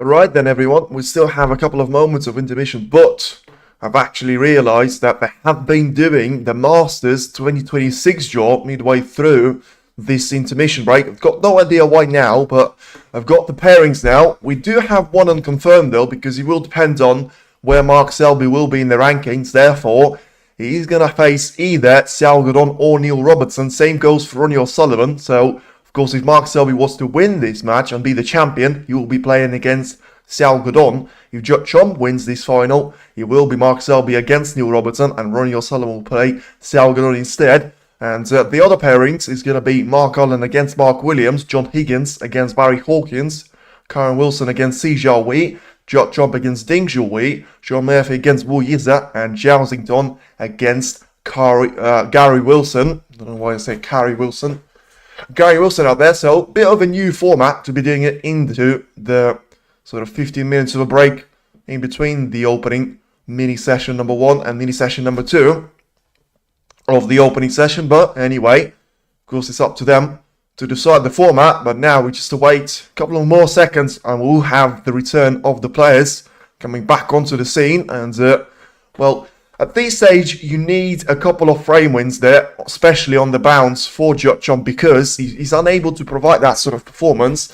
I just think, especially if he goes 5-0, he probably will be game over at this stage, because I don't think that Mark Williams was able to get himself into a 5-0 of a dominant performance against Sean Murphy. Let's have a look, actually. The way that he's managed to defeat Murphy, as I say, I think he had a 7-1 lead after the opening session and a 4-0 lead after the opening mini session. And yeah, so he had a 4-0 lead, he had a 7-1 lead because the 5th frame he actually lost out on, and then he had an 8-1 lead. So he managed to win 4 frames, lose a frame, and then 4 more frames for him to establish that 8-1 lead over Sean Murphy. So, as I say, Mark Selby will be looking to try and replicate that, but he has got the world number 1 and the reigning champion up against him, which, when he's able to rediscover his form, he's still going to be a great threat for this title. But is he going to discover it? A bit too late there for him. We'll have to wait and see about it, because it is going to be the return of Judd and Mark Selby now onto the arena. And we're about to get the 5th frame underway now in between those two players. Hopefully playing some great snooker in between the two of them, as I say. And all the breaks be 15 minutes early. Well, the thing about this one is you're going to have the break after the 4th frame of the first mini session, and then you're going to have the same one of the second mini session as well at the evening. And then when you have 8 or 9 frames being played, depends on the way we're going to get through those frames, you're going to have, well, on average, it's 3-hour break in between the session, and then the second session is going to unfold at 7 o'clock UK time. So, yeah, and of course, as I say, in the second session, after you played the opening 4 frames, if that's not going to be enough there for Mark Selby, which at this stage, well, it could be, and it is going to be another intermission of 15 minutes time at that time. And, well, once again, lovely little long shot by Chomp. Is he going to be able to hold the cue ball back, though? He won't. And just like he was in the third frame, he was able to get the red in, but not quite the position on the collar. 4-0, absolute dominance by Selby. So far it has been. And, you know, on the score sheet, I don't think that you can say that Selby dominated all of those frames. It was more of Trump actually not being able to get himself over the line, having breaks of 51, 41 and 68 points for him not to be winning a frame so far is, well, a bit baffling at this stage. And so he was able to overcome those with the breaks of 63, 97 and 70 points of himself. I will then believe in Judd Trump doesn't deal final pressure very well.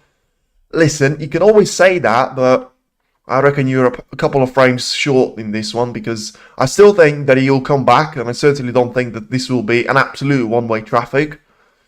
The problem is, if he comes back, it's a bit different of him actually coming back to the extent that he can actually win the tournament, because, you know, he can try and win 2, maybe 3 frames on the bounce, but you can't really see him doing the same thing to Selby, because Mark will be a lot more consistent in that aspect, and when he's able to go 50-60 points clear, he's very unlikely to throw the frame win, especially in the way that Trump has done it on 3 of the opening 4 frames occasions. Hope so. Well, yeah, I bet all sort of fans of Judd Trump will hope that, and well, you can see it is a bit of a total points domination, but now he's going to be compromised by the fact of Selby, of course, winning all of those frames and having a century break to 0 in the 3rd frame. Now, well, it's a nice little shot there, played well by Selby to try and get the cue ball to the top part of the table. And back to Trump it goes. So Selby managing to get the cue ball onto the ball cushion and putting the distance in between the white and those reds. And once again, potentially leaving out a red there for Judd Trump to try and take into the corner pocket. This way, of course, he'll try and make sure he's going to be able to hold the cue ball back there for the ball colours. But he wasn't able to do that anyway. And he also missed the red, of course. I mean, maybe he was actually allowed to play the yellow into the green pocket. But ultimately, as I say, there's no real point in judging that because he missed the red anyway. And I think he knew that one. As soon as he struck the red, he was able to get up from the shot because he realised that the red wasn't going to drop into the right corner. And still doesn't look like he's going to pay a huge price now. I would love to. He played beautifully all. Yes, as I say, coming into this match, he has been by far player number 1 when it comes to pure performance. But Selby was there on number 2 or 3, with Robertson being in the mix as well. For the simple reason of his consistency, probably admire it across the board here and all the players on the tour. Once again, he's a bit consistent now with leaving those reds available here for Trump. Let's see if it's going to be 2 out of 3.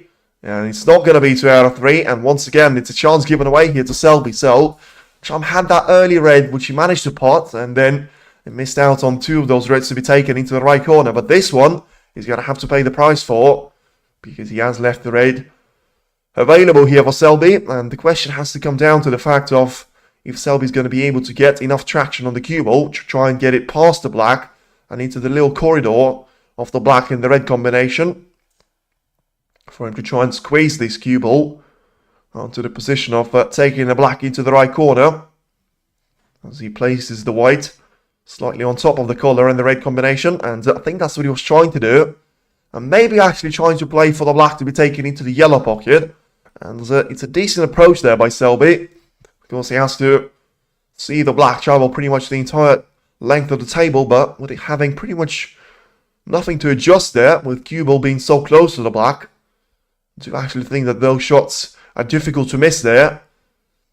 But of course, if you play with little power, you can always have a little fade of the table.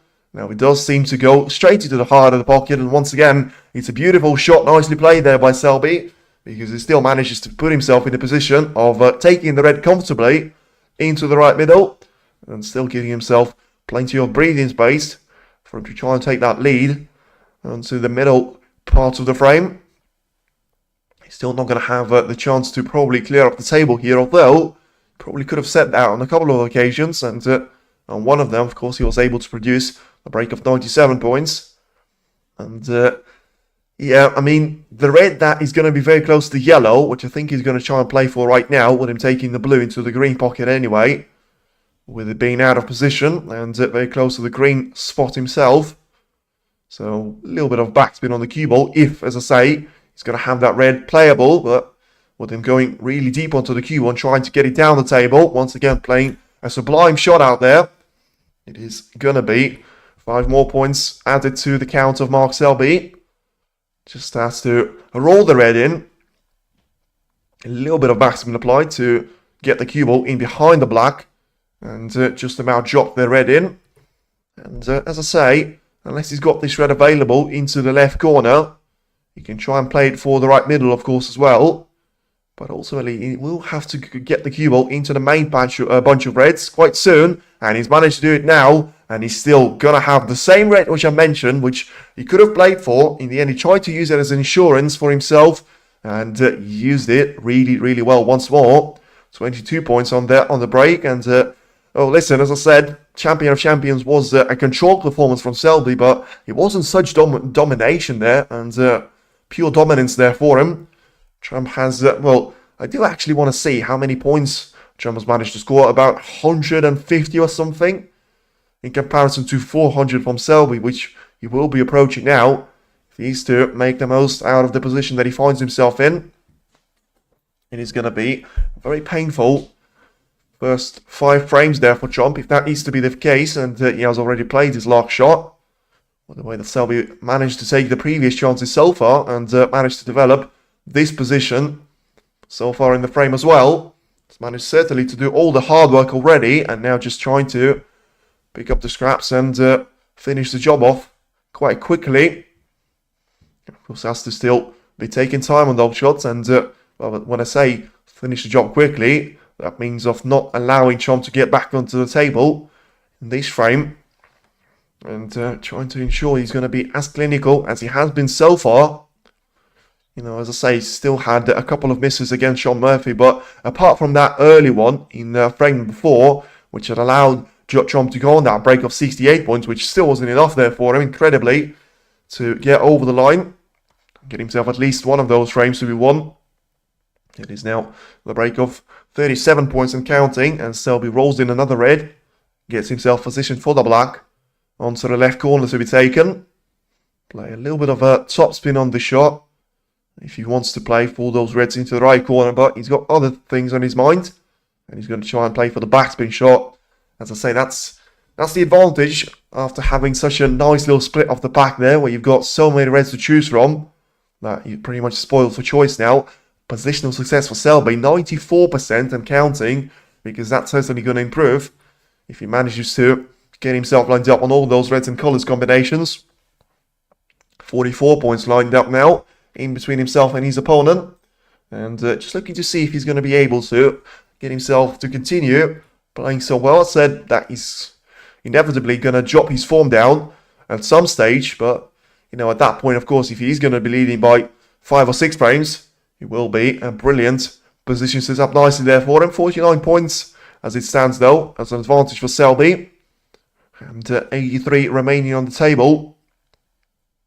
Just looking to see there with Selby, because he's got 2 pretty much identical reds that he can take into the left or right corner. Play for pink to be taken into the left middle, or he can try and get a little play through shot there to set up the black combination that he can try and play into the left corner. So taking a bit of time here on this shot, and just looking to see if he's going to be able to take the shot nicely. Play through the top spin now. Get himself lined up for. But I think he can try and play for the blue now, which is what he's tried. But he had to be very precise on his positional play. And once again, hasn't actually managed to give any sort of hope there to Trump. And still play the shot with great accuracy. Because it looked like it was a simple shot there for him to play. But very important not to overplay the backspin. And also just to have the cue ball run enough distance for it to be played, to be sent to the lower part of the table now. As I say, entering the endgame part, with it probably being one of the quickest frames that we've seen, alongside that frame number 3. 56 points of advantage, 67 on the table, and just having a look to see if he's going to be able to go for this pink, to try and take it into the right corner and set himself up for a frame ball chance. As I say, he still has 3 reds in open play. It's underrun slightly for the cue ball, but that's going to be for him to try and worry about the positional play on the next shot, which, of course, is not going to matter for Judd Chomp's point of view, because at that point, he will be out of the equation once again there, and it is going to be a 5-0 lead for Mark Selby to try and hold on to. He's already halfway there, and we haven't even had, well, a third of the maximum amount of frames being played. 50% of the job has already been done there by Selby. He's clearly looking to have himself set up with a perfect side for the draw there for the Masters. And he clearly is going to be up against, well, looking to be up against Salgadon and not Neil Robertson, the world number 3. Currently, of course, the player that he didn't have to play in the final for him to be beaten by Judd Chomp yesterday. And 72 points on the break here. Of course, we have seen a decent attempt for a century break previously by Selby. And right now, he's going to be on for a potential 130 over break. If he is to play this black and try and get himself lined up onto all of those reds to be played with a black, for him to make a total clearance, still probably is going to be very unlikely at this stage, especially with the way that he's got himself set up for this next red now, after playing a backspin on the black. You know, tried to cannon the red and get it closer to the pocket. In the end, hasn't actually managed to do it, and it probably will be another break of 70 plus points, but not quite going to reach that 100 points of his own for him to make a first century in the final, although he's still in there. And let's see if he's going to be able to roll the red into the right corner. And what a nice little shot that is. Brilliant play by Selby. Looked like he was out of the picture, but now he's managed to get the red in and still continue that search for the maiden century break here. Although he has landed the cue ball perfectly on the cushion, which is going to make the shot tricky there on the black, and put all the distance in between the cue ball and that red to be taken into the right middle. And he'll need the last red as well, very close to the yellow as it stands. But for now, just take this red with the blue preferably there for him, as he rolls it nicely into the middle. Once again, not a single pot there being missed, apart from maybe the one that you can think on the yellow. And on the red in the previous frame, yeah, he was trying to cannon the red straight off the blue, but he is going to be disappointed there to end up on 90 plus break once again, but not quite a century break. And because he can try and judge the contact of the pace that he hits the red in, and just try to give himself a chance of giving this red a go. And is he going to drop it? This could be the flock of the season, and it is going to be the fluke of the season there for Mark Selby, because the way that the red was set up so close to the yellow, the fact that he's managed to get it so much power, was certainly one of the fluke of the season contenders, especially for it to be not having any sort of negative impact on Judd Chomp's performance, but certainly the one that could provide us with a century break if Selby is able to take the yellow twice here, once after the red and once as the 6-color clearance, for him to be lined up for the green for the century break out there, because it's not quite the maximum, but it's still lovely to see that slice of luck there coming for Selby. And that probably was the only missing piece there from Selby's game, was not making a century break, but he's managed to put that behind him as he rolls the green in, and it is the break of 101 points to, well, extend the break of 97 points previously made in frame number 3. It is now going to be back to business there by Mark Selby, who makes it the break of 105 points. And, well, 10-2 for Mark. At this stage, anything is possible. Not quite probably going to be a total clearance once again, though, because the way that he's managed to land, or not land, I should say, on this blue, he can try and get it into the middle. And it was a decent effort, but in the end, onto the side cushion it goes. And a century break there for Selby to get him a century break. Well, and a 5-0 lead out there against Judd Chomp, the world number 1. He's going to spend, I think he's already managed to spend more time in his chair than he has so far throughout the majority of this tournament campaign. In all the matches in the first, second, quarterfinal and the semi-final rounds, the table time is going to be split in the way that I think it is going to be edging on 75% for Mark Selby and around 25 zone for Judd Chomp. And now it is 2 frames where Judd Chomp only managed to score 1 point in between the two of them, and Selby has managed to score the breaks of 97 and 105 points in those two.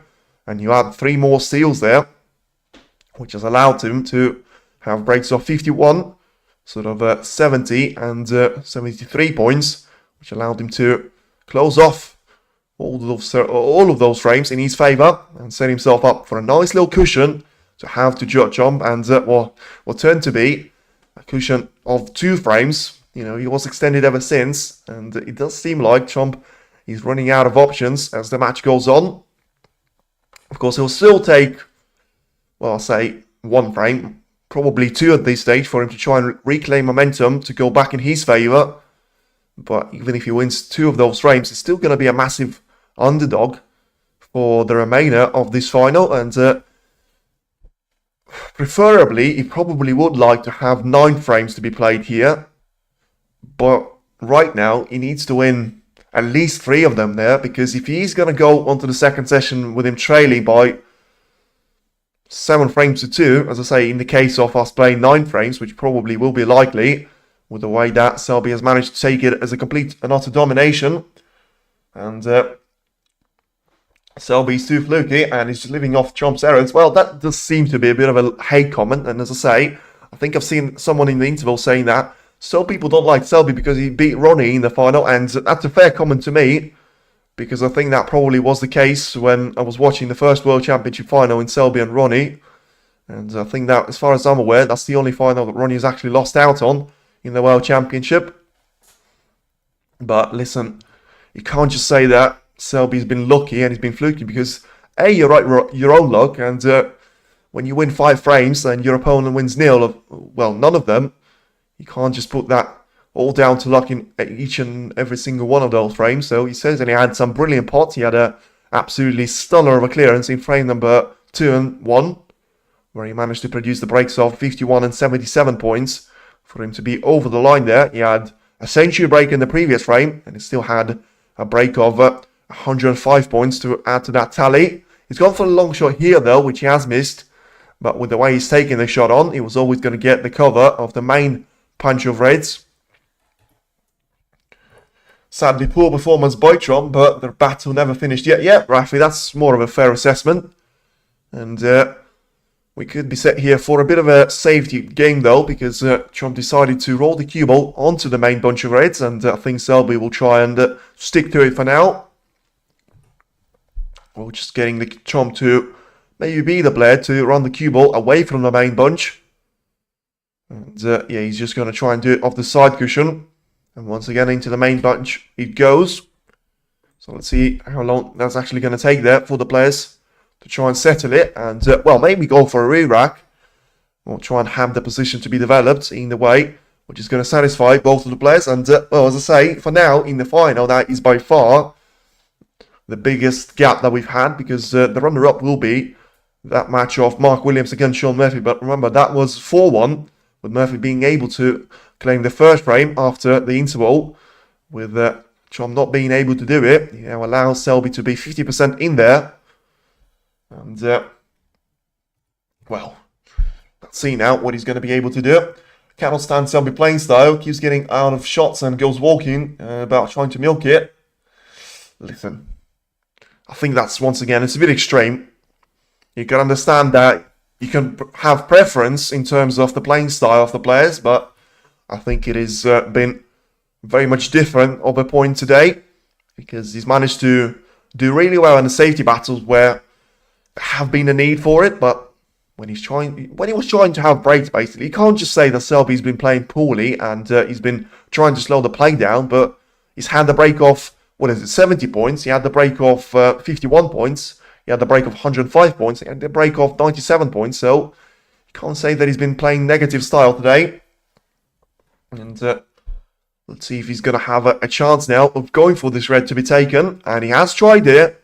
Once again, Selby clearly feels like Trump is there for the taking, and he can try and maximise the number of frames that he tries to win now, but of course that's going to leave a chance away to Trump, and this is going to be the red over the pocket.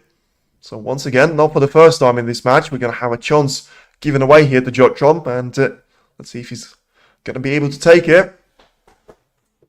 The first shot is not going to be particularly nice though for his perspective, because he's left himself with the wrong side of the blue, and he's probably just looking to drop the cue ball with topspin, not trying to play with 2 side cushions and the ball cushion to try and ricochet the cue ball onto the lower part of the table, but changes his mind, manages to guide the cue ball past the green, but once again lacking the power, and going to be slightly under the blue line, but he's going to be in the way that he's going to have to get the cue ball onto the left-hand side of the table, and that way his neck, well, it's not really going to be a perfect positional shot there for him to try and play to get himself set up for the black. Selby played brilliantly all this week too. Each time a white spots were blind centre to the pocket. That's not about luck. He's good. Yeah, and say I think that's a very lazy and a hate comment if you're going to say that Selby managed to get himself 5-0 lead against Judd with pure luck. Because first of all, you have to get yourself into a final, and then some of the clearances that he's had, some of the pots that he's had, and the century break that he's managed to produce in the previous frame was nothing short of extraordinary, especially for you to be playing your best snooker in the final. I mean, tell me the player this season has managed to do it. Maybe Neil Robertson in the Saudi Arabia Masters, but maybe Mark Williams as well at the Sheehan Grand Prix. But that was a bit of a calamity performance from Murphy's point of view. Now, Chomp clearly trying to go for all-in perspective for him to try and just make things happen.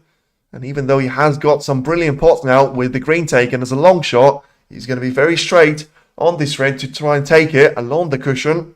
And for him to get anywhere near the black, he has to absolutely hammer the red into the pocket and still apply a lot of spin on the cue ball's point of view.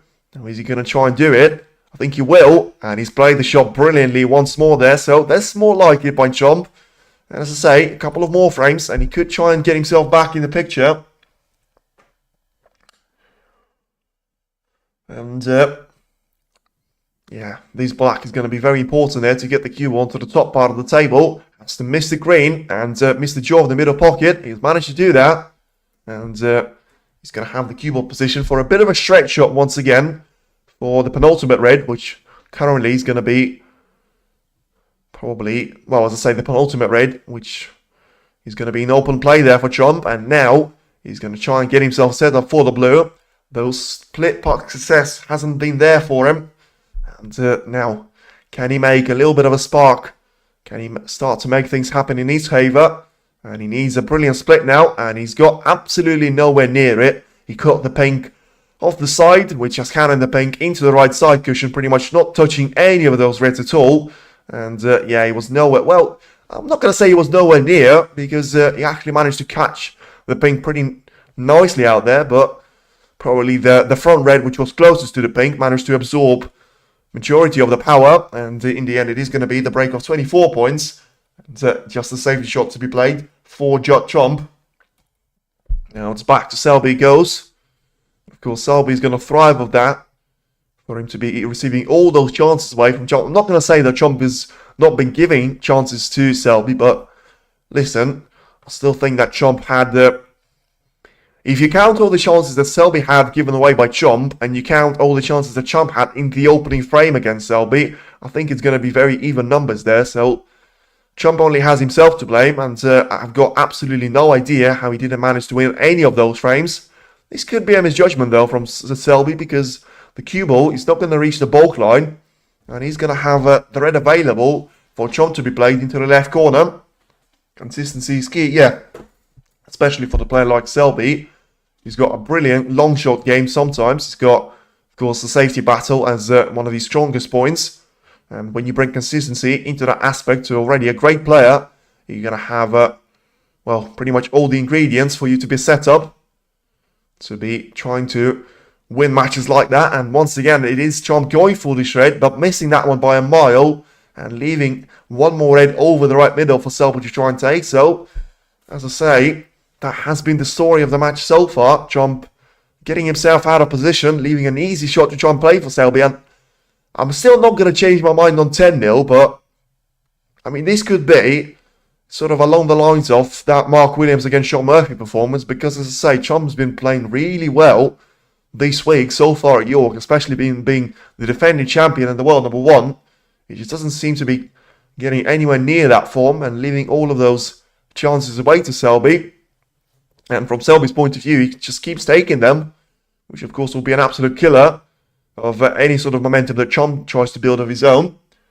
I would not say that Chomp is an inconsistent player. Well, he has been today, but he has been very consistent throughout the majority of last season especially, and a couple of, well, probably a month now of this season here, because you can't be inconsistent if you're Judd Chomp and still be comfortably the world number one, despite him not being the world champion, because, you know, you could make that argument for Karen Wilson, that he's got 500,000 points of a brilliant performance in the World Championship, which was pretty much a year and a half ago, but Trump didn't have that luxury, and he was just grinding out those tournaments, getting to late stages of the tournaments, even last season, where he wasn't winning them, ever since that UK Championship win, and I just think he has been slightly inconsistent here in this performance, but you're always going to have those days, unfortunately, as a snooker player, and with snooker being one of those elegant sports where it's very hard for you to flick a switch when your opponent's playing well,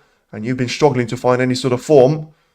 You really want to be feeding off mistakes of your opponent, and that's exactly what Selby's managed to do. Once again, plays a lovely little shot there to drop the red into the right middle, get the cue ball off 2 cushions, and set up for the black to be taken into the left corner of the pocket.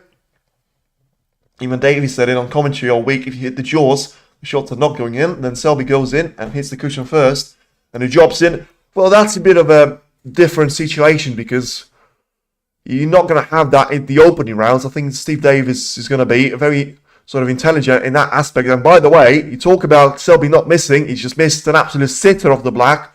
And this could be a chance there for Chomp to try and sort of get himself to have a spark of some sort. He's only 17 points behind. He's got all of those reds available. He's not going to need the only red which currently sits itself on the cushion. And, well, I say he's 17 points behind. Of course, I didn't realise it was actually Chomp that was ahead there by 17 points. So, I can't actually believe that Selby only managed to have 7 points of that break, because it looked like he actually had quite a few of those shots. Now, this is going to be the perfect chance there, because one thing that you have to say about Selby, every single time Chomp has given him a chance, more times than not, he has been able to take it from the first time of asking. Therefore, Chomp was never able to get 2 easy chances away from Selby. And he was always about the picture of, I give you 1 chance, and if you're not able to take it, then I'll be able to take it away from you. Now, it's a golden opportunity for Chomp to try and get himself at least to a guarantee of avoiding a whitewash, and getting himself 1 frame of that deficit cut down. As I say, you win 2 frames on the bounce. All of a sudden, you're going to be fighting for that sort of a 3-5 of a cushion, and even 6-2. I mean, it's not going to be an absolute end of the world there for Chomp, especially, as I say, if he manages to win that extra frame of frame number 9 out there of the first session. But for now, get himself started on a nice little frame win. Preferably, of course, have a break of 70 odd points, which is still possible there for him. He's on 18 right now. He's going to have 5 more reds there as he takes the first one. Try to play in around the blue spot for now. And average shot time per break, 13 seconds for Chomp. So that's going to be way lower than the shot time that Selby has been managing to produce. But in fairness to Selby, you have to say that it's had, well, those breaks lasting a lot longer, giving him a lot more points. And also he's been getting those chances on slightly more of the occasions that Judd himself, of course, having to work for them. I'm not saying that Chomp was leaving those reds over the pockets. So we had some wonderful long pots to actually get him started on those breaks. But that does seem to be that 6-0 of deficit is not going to be there for Chomp, especially if he manages to drop 1 more red with a color combination, because he's going to be 47 points ahead right now with 59 on the table. So get that gap to 48 now with this red, and leave the number of points available for Selby to just 51 on the table. And yeah, hammers the red in, and well, if he drops 2 reds in, he's going to be able to get that gap down right now, and well, the red is going to stay over the right middle. So Chomp just taking his time to make sure he knows what he's doing now. He still needs this blue to be taken for him to go sort of, I don't know, 52 points clear, with 51 on the table, 53 in fact. And as he manages to get the blue in nicely, and well, it's not going to matter at this stage, as I say, because he's going to have a red over the right middle, and it is going to be the opening frame win there for Judd Chomp, just all about trying to roll this red along the cushion and try and get it to contact into the other red.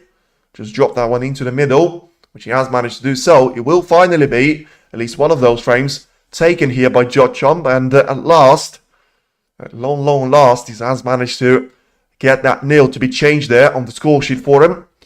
And the break of 42 points, so I think it's going to be his third highest in the match. I've been producing breaks of 51 and 68 previously. Now just trying to, well, get some sort of form going there. As he rolls the green nicely, gets the cue ball to be very close towards the red. Pretty much playing that on autopilot, still getting incredible piece of queuing and positional play on this red. And, well, I think a nice little total clearance is going to be there for him, especially if he manages to get that transition from black onto the yellow. Once again, as he refuses to go for the pink now to be played along the cushion. So just try and get the cue ball to the top part of the table, hammering the black in, and finding that perfect zone for the cue ball to travel in. Nice little shot there by Judd, and this is more like it. Once again, as I say, it's only going to take a frame away for Judd to find his bit of confidence. The problem is, Selby's not really going to disappear, and just put it down to, if Chomp is playing well, then he's going to automatically start playing not well. Chomp is still going to be, well, still going to have to try and outplay Selby in his own world at the opening parts of those frames, because I think Selby is going to change his approach slightly, especially if Chomp gets himself closer to Selby.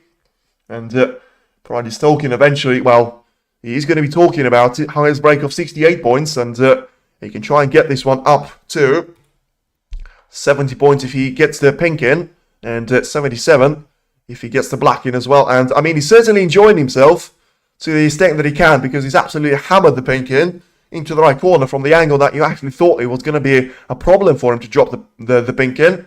But now he's going to miss the black, so not quite a total clearance, but still his highest break of the match. And finally, at long last, it is going to be a frame taken here by Judd that gets himself on the score sheet. It is Judd 1, Mark Selby 5, going into frame number 7.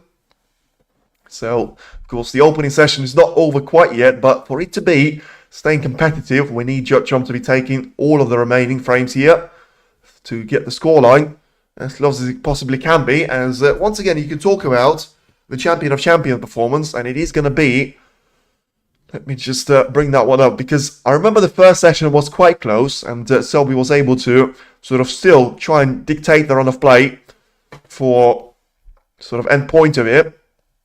And yeah, you can see that Trump was actually winning after the opening mini session by 3-1. He then lost out 4 frames on the bounce. And yeah, he was able to go 3-5 down. So, as I say, 4 frames on the bounce of Selby, picking up the form. And with him going... So, he was able to win 2 frames away from Selby then. So, get the scoreline back level to 5 each. And then Selby got an absolute roll and destroyed Trump in the second part of that final to get himself a win with a scoreline of 10 frames to 5. Only watching the final because it's raining. Great reason. When Murphy messed up, my plan for today was to visit my snooker club. I don't usually watch. Well, listen, the thing is, I'm going to say this, I'm going to be Selby's advocate. If you are watching the game, you're going to have to do it because you enjoy the way the Selby's playing. Because if you don't want to watch it, you don't watch it, simple as that. But because you are watching, then there's something that's actually getting you. And, well, it has been a great entertainer of a show. Trump probably been on the quiet point of it and has been a shadow of his form that he's produced already over the course of this UK Championship. But it's never too late for you to try and rediscover that form and try and put that performance behind you. Get a couple more of those frames when on the board and try and challenge Mark Selby for a more competitive second session than it has been last time out at the Champion of Champions. As I say, the last couple of matches in between those two have actually been won by Selby. The Shanghai Masters meeting and the Champion of Champions, which I have mentioned for a couple of times now. And the last time which actually seen Judd to beat Mark Selby was that World Grand Prix last season, where Trump was able to take Selby with a scoreline of 5 frames to 1. Now, it's a decent break-off by Selby if he's left this red on, covered on by the green here, but, well, Chomp just seemed to be very eager to go for those long shots, try and make things happen. Is he going to be able to drop this one in? He won't. And he's going to leave it quite close to the pocket, but not over the pocket. And as long as he gets the cue ball into a decent area, he's going to make this a challenging shot there by Selby. And once again, just doesn't seem to be happy with the way he's taken those shots so far. And so 1 from 3 breaks, and 3 from 4 breaks. You can see that when Selby's got himself a chance, he's got a 75% of converting that chance into a frame win. And that's not going to be a start of something special though, because it is going to be a lovely little shot there from the long pot for him to try and drop this red into the right corner. And in the end, he's going to try and get the cue ball as close as he possibly can towards the green and have Judd snookered for the beginning point of the frame number 7. As I say, still could be the sort of penultimate frame for us to witness. It just depends with the way the referee feels like. We've been going through those frames. I think we are right for now for us to witness 9 frames, especially if Chom plays a shot like that, because that's going to be a very cheap giveaway, and all that work in the previous frame could come down to absolutely nothing with that one reckless shot there by Chom, because he basically cannons one of those reds out of the way and sets himself up for a very lengthy visit to his chair, because he's going to leave this red over the pocket there for Selby, basically, with it being so close to the cue ball. And with Mark having 3 reds now in open play until he gets to, well, maybe some of the modification from the position, or he tries to get the cue ball into those reds sooner than that. Well, once again, I mean, as I say, it was a perfect chance from Chom to try and settle himself into the match, but in the end, 2 shots. One of them was a long shot attempt, which you can understand, to be fair, but the second one was a very weird and certainly very rushed shot for him to try and cannon the cue ball into the main bunch of reds. And well, he got one of them, and in the end he just freed up the path for the other one to be potted into the left corner. Now just take this blue into the left middle there for Selby, maybe try and accelerate the cue ball into the main bunch of reds. And well, I mean, it gets slightly lucky there, but also has paid the price there with getting the pink and black out of the game. So preferably he wants to have the cue ball lined up for the pink on a couple of next shots there for him. Has to be the right side of the blue first. And packed split success, 67% for Mark Selby in this match. Probably under the statement there, because he has been so clinical with the break chances that he's been getting so far. It's the kind of game that wasn't expected from Judd. Listen, I agree with that, because I still thought that Selby will win this match, because I just thought, haven't really seen anything that Judd has been able to change in his game ever since that Champion of Champions final, because he was playing well. He was playing really well throughout that sort of tournament, and when they reached the final, he was unable to have the best performance of the week. And this could be a massive switch though, because when you're not playing well, you want a bit of luck to go your way, and that's exactly what happened to Mark Selby. Well, to Judd, I should say, because Mark Selby has played a nice little blue to be taken into the left middle, but managed to drop the red alongside that blue. And it is going to be 15 points scored, 5 points given away as a foul shot.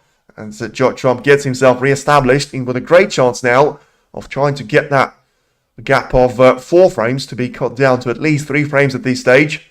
And well, it was a miss of the black of the spot previously in frame number 6 for Selby. This time around, probably nothing down to him, and just a bit of snooker gods there trying to play their game and trying to witness a bit of a entertaining battle in between the 2 titans of the game.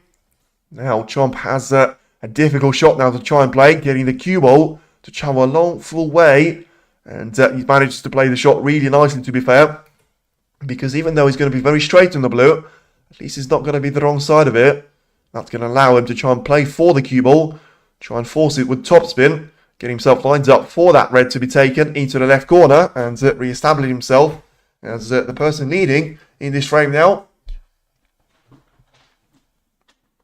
Stop watching and starting to browse internet, listening to you. You can be advocate for Selby. Obviously, Chomp hasn't turned up today. 68 up to lose. Put a red safe. It's not technical. True. I actually am going to agree with you on that one, because the red that he was trying to take on when he was on a break of 68 points, he could have actually taken that one onto the cushion, and probably should have. But if you know Judd Chomp, you know that as long as there's a pot on, he's never going to try and take it there. And, well, he ain't going to be a happy man now because he's played this shot pretty much better than the shot that Selby has played previously. And, well, it wasn't quite on the cushion. And, yeah, you have to say that I don't really understand how the black stayed out. And it is going to be one more chance given away to Selby here. So as long as he gets the red, well, along this blackboard cushion himself without any issues, gets himself lined up for the black to be taken, he is going to have a mighty chance once again. Trump, yeah, he's shaking his head there. He clearly can't believe the way that he's missed the black. And, yeah, he won't be saying kind words about the table and the way it's been reclothed. And I can understand him, to be fair, because, as I say, the red that Selby has dropped in on one of the opening frames, it doesn't drop in at any point of, opening round matches. Now, just getting the, oh my word, how on earth has Selby missed this black, which was in the pocket? I mean, I don't believe my eyes what I'm seeing, because that red was difficult for black to, for Trump to actually get in, but this black was in the pocket, and I've got absolutely no idea how he stayed out. And, well, Trump shouldn't get too excited about it because he's still going to have that black over the pocket. But, I mean, how on earth has Selby managed to miss that black with it being, I mean, I'm not even going to mention that how he's more difficult to miss than pot. You know, when you're in a situation of you need that colour to stay on the table for you to be playing snookers off, it's impossible to actually do it. And somehow, Mark Selby was trying to pot it and still got it to stay out. Well, that is incredible to say the least, although we're going to have a bit of a safety battle now on our hands probably, with the way that those 6 reds are going to be set up. I think Selby's going to try and get them to be close to the black, onto the right corner. That 68 he had to play safe, but got too technical with the shot, just make sure that reds... Listen, I understand that, and I agree with you on that one. I think he wasn't playing too well. I think he was for a 3-1 or a 4-0 lead. And at that stage, you had to probably put that red safe. And listen, I'm not trying to be his advocate now because it's very difficult to try and do it with the way that he's managed to have his performance cut down to today. But you can understand why he was trying to play that shot into the right middle. But especially with the way he missed it by an absolute mile, you have to say he should have played it safe. As I mentioned at the start of the match, Trump all over the tournament playing very well, but in final, unfortunate luck is against him. Well, agree. I don't really like to put it down to luck. I think Selby has had an incredible performance.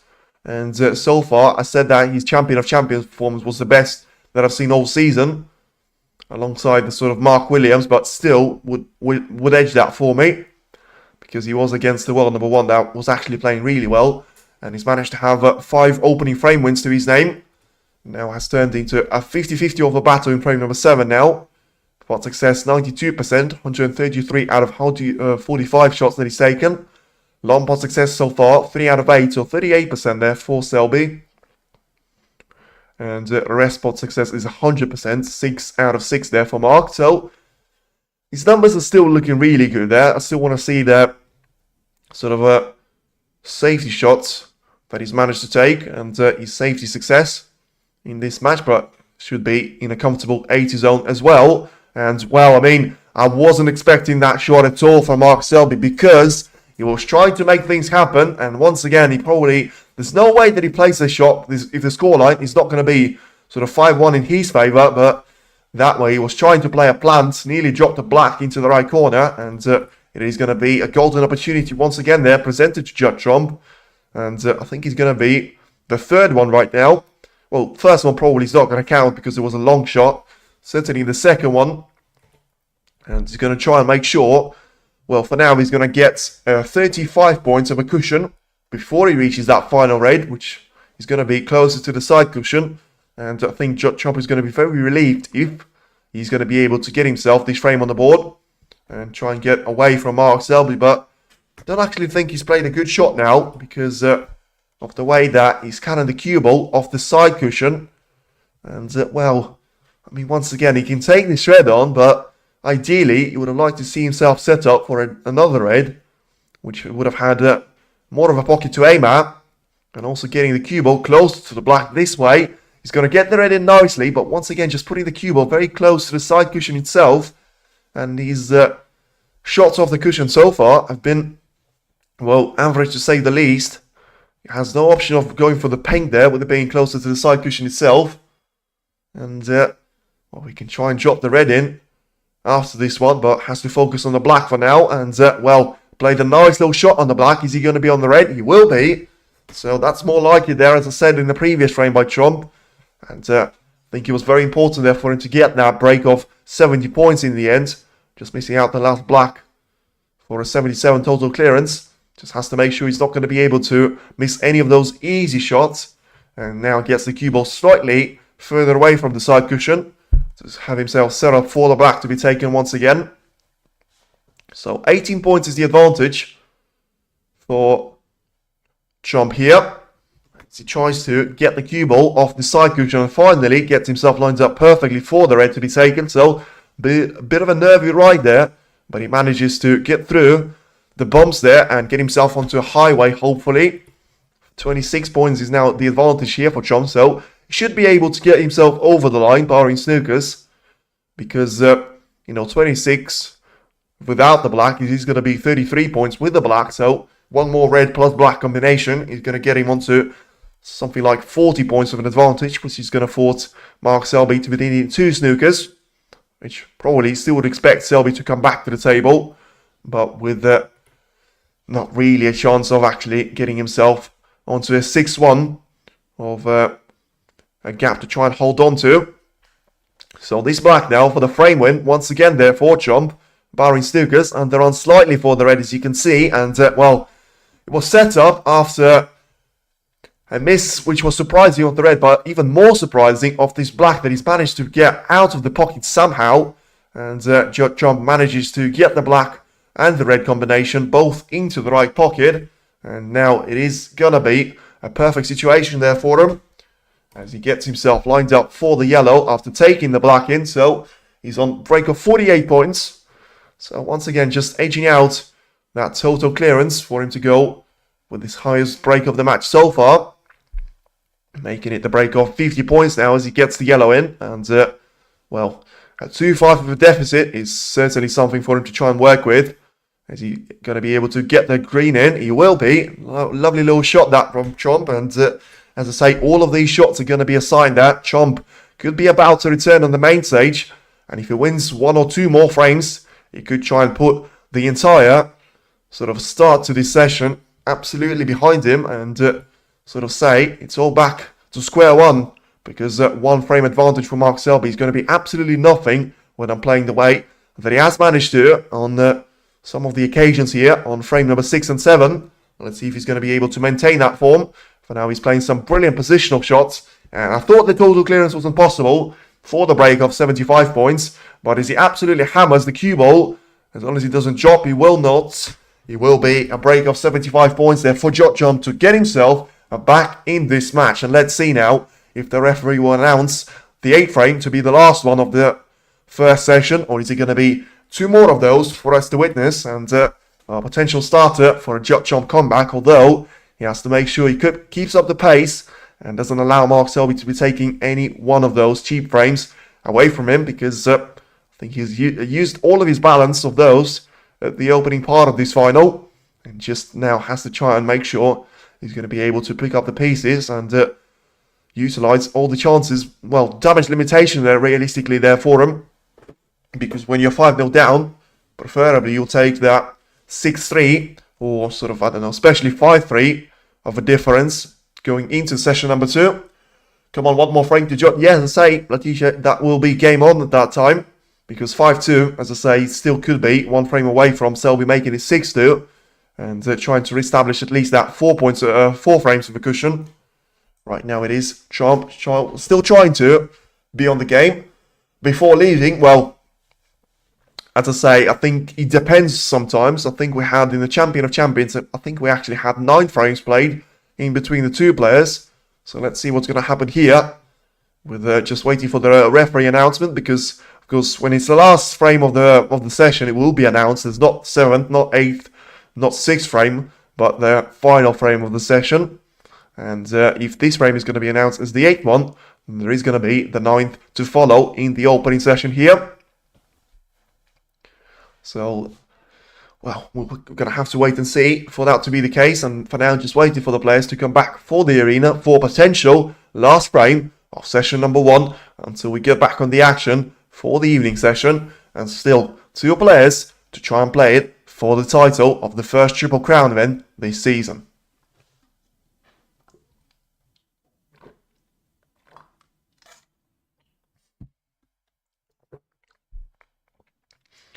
With both players coming back to the table simultaneously. Now, let's get seeing.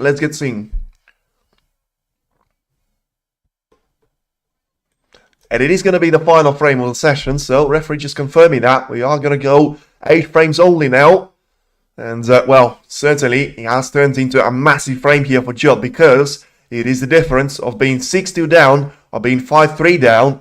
It is going to be absolutely massive and essential here for Trump to try and take this frame with him and try and set the pace to the second session there, taking all of that momentum of the sort of closing stages there of the opening session, because I actually said that Selby was going to win this opening session with the scoreline of 5 frames to 3. Of course, was very unlikely to be the case with him leading 5-0 and 4-0.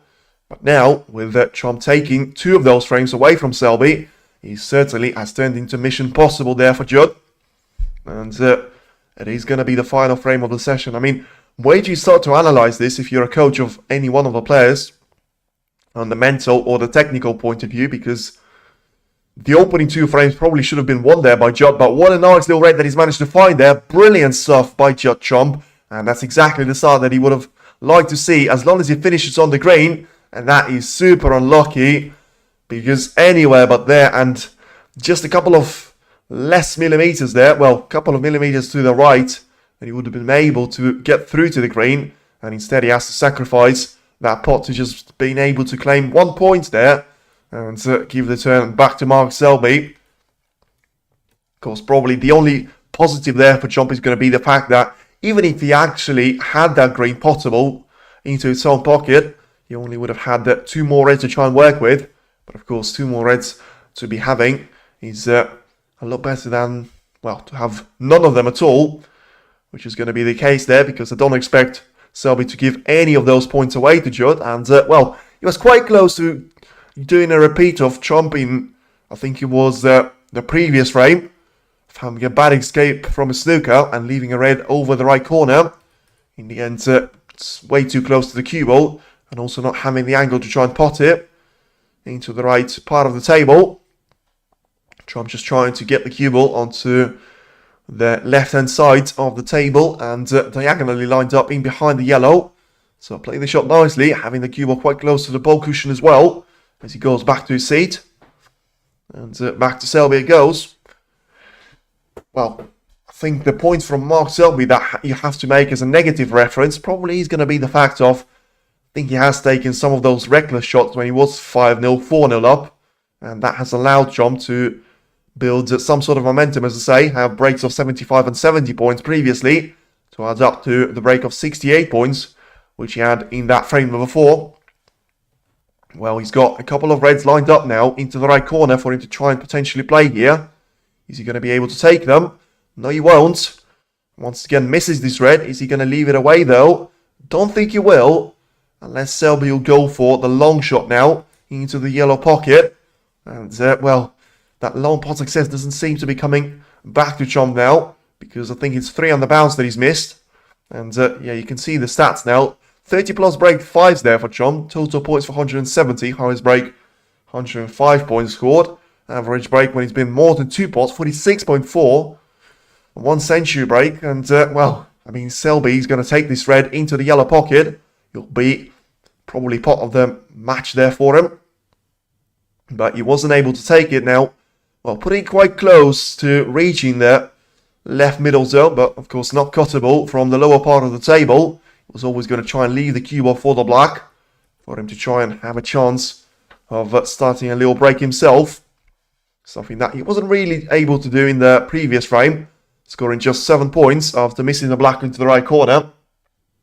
How does Trump shot on the black hit the cushion and got nowhere near the jaws, but Selby red dropped. That is because, well, listen, I will be fair on that, because Selby, the red that Selby's dropped in one of the opening 2 frames shouldn't drop if that black doesn't drop. And I agree with you on that one, because that was weird, because Trump actually managed to get closer to getting that black into the pocket than Selby has, but once again, it could be down to, you know, when you play a bit of frame time on those pockets, they do tend to get a little tighter there for you, and because it's a new cloth out of the final, it is going to be a bit of an advantage there for you to be playing those type of shots at the opening couple of frames, but completely get your points, and that was, of course, the lucky point there for Selby. But wow, what on earth is he played there? You don't expect Mark Selby to be making those sort of mistakes. He's cannon the cue ball into those reds, and well, I mean, has he left the red into the left middle there? Trump can try and play here. He certainly has left this one into the yellow pocket, especially for him to try and get on the black here. This could be a nice little invitation here to Judd. I think he'll try and take it into the yellow pocket. Now, this could be a massive shot there for him, which could be the difference between 5-3 of a deficit and 6-2. And he manages to take it with brilliant control and certainly a lot of conviction on the shot. Now he's got 13 reds to try and make his way through as get himself on the black to be set up. So the same should apply to Judd. Well, as I say, yes, it should, but you're never going to get equal terms where you're going to have frame number 6 and frame number 2. Because table is not going to be as responsive on frame number 2 as it will be on frame number 6. Pockets get tighter as the match unfolds because of the action and the balls being played into them. That's just natural reaction, and unless you're going to stop the final for it to be reclothed every 4 frames or so, you're never going to get that perfection. But I understand that point, and maybe that'll be a point for discussion there for Trumps to try and mention out. But now, as I say, you can't really complain there, Trump, because he still managed to win the frame, and that's going to be the most important point. But he has, of course, managed to win it in bizarre circumstances of Selby missing that black into the right corner, whilst I thought it was actually impossible to miss. Now then, getting back to frame number 8. We've got a chance here for Judd Trump to go. Only 2 frames away there from Mark Selby, and still leave it all to play for in the second session of this final. For now, he's 16 points ahead of Selby, with this black to be taking him 23 points away. And, well, realistically, you will need something of a 40 points of a cushion for him to try and establish a comfortable lead to Selby. And that's not going to be the case if he misses blacks like that, because I know he had to bridge over the red, but still had to get closer to the pocket than he has managed to. And the break of 15 points. And once again, it's another unforced error. 8 of those by Judd Trump, and so far 7, it says, by Mark Selby. So, well, a bit weird that to see. Last pot time, of course, 15 minutes since it has been a red or the colour to be dropped in there for Selby. And, well, he'll be looking to put that number behind him as he drops the red in. And the problem for Selby is going to be the fact that he has to try and get himself a couple of those reds in open play of this shot on the black, or he's not going to be able to do it at all. So just having a look to see if he's going to be able to go for this red shot now on the black. I mean, he doesn't really have a recipe for success there for Selby, because he has to play this shot with the rest. And pretty much reaching over 75% of the table and trying to get the cue ball into those reds. He's managed to get the cannon. And, well, his best chance is probably going to be taking this red into the right middle, which is still going to be a chance there for him to try and hold on to. But the problem is going to probably have to be the fact of he's managed to get this red in. One of the red has gone into the top pile of the table, quite close to the side cushion, closer to the green pocket, and I don't think he's got anything else to try and hold on to. So for now, tries to re-establish himself as the player to drop this red in just about. I mean, he caught the jaw of the middle, and the red was thinking about staying out, but in the end tried to drop himself into the pocket. Well done, Judd, you can do it. Well, not sure you can do it while Selby's at the table. He had his chance, and now has to be watching anxiously. Probably has sent into the most important frame of this match now, realistically, for, well, both of the players. And now, is Selby going to be able to get through to this red into the right corner? Because if he can, he should be frame over at this stage, and he should have a gap of 6 frames to 2. Selby will lose. I swear you were the same person saying that Trump was going to lose, but anyway, I don't think Selby will lose in this frame though, because he's only 1 point behind, and he got himself a perfect pack split, getting all of those reds to spread out away from each other, and he's not going to need any of those problematic reds, which are currently positioning themselves on the side cushion there. And, well, you got to admit everything has fallen Selby's way. Look at that red shot across the table. That red hit the cushion, again dropped. Well, yeah, but still, listen, I've had way too many of those things in any sport, where you call players fluky because they win all the time. You can't be fluky all the time. And as Rafael Nadal once said in tennis, when you're lucky all the time, it's a skill to be had.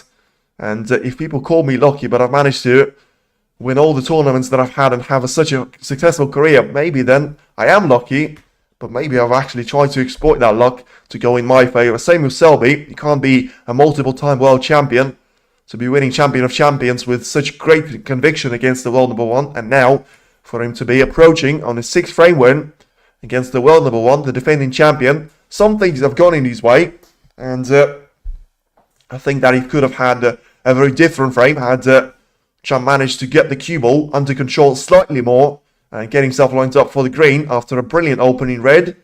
But that wasn't the case. You know, Trump had his chance. He missed the black bridging over the red into the left corner, giving a chance away to Selby. And Selby had very much limited room there for him to try and make things happen. And he was able to do it from the first shot into the bunch of reds, got himself a red into the left middle. And the next shot on the blue has managed to split up the reds perfectly there to himself. And now 22 points of an advantage, trying to... We should take the bets whether you'll... Well, as I say, I'll probably pass on that and just say check as if it was poker game. But for now, just focus on Selby's performance. And I certainly think that it has been a brilliant watch for the neutral. As long as he doesn't have a sort of a Selby thing, and you don't like him as a player. I mean, there's nothing wrong with that. You just have to respect him as a player, as a person. And I certainly think the multiple-time world champion deserves that.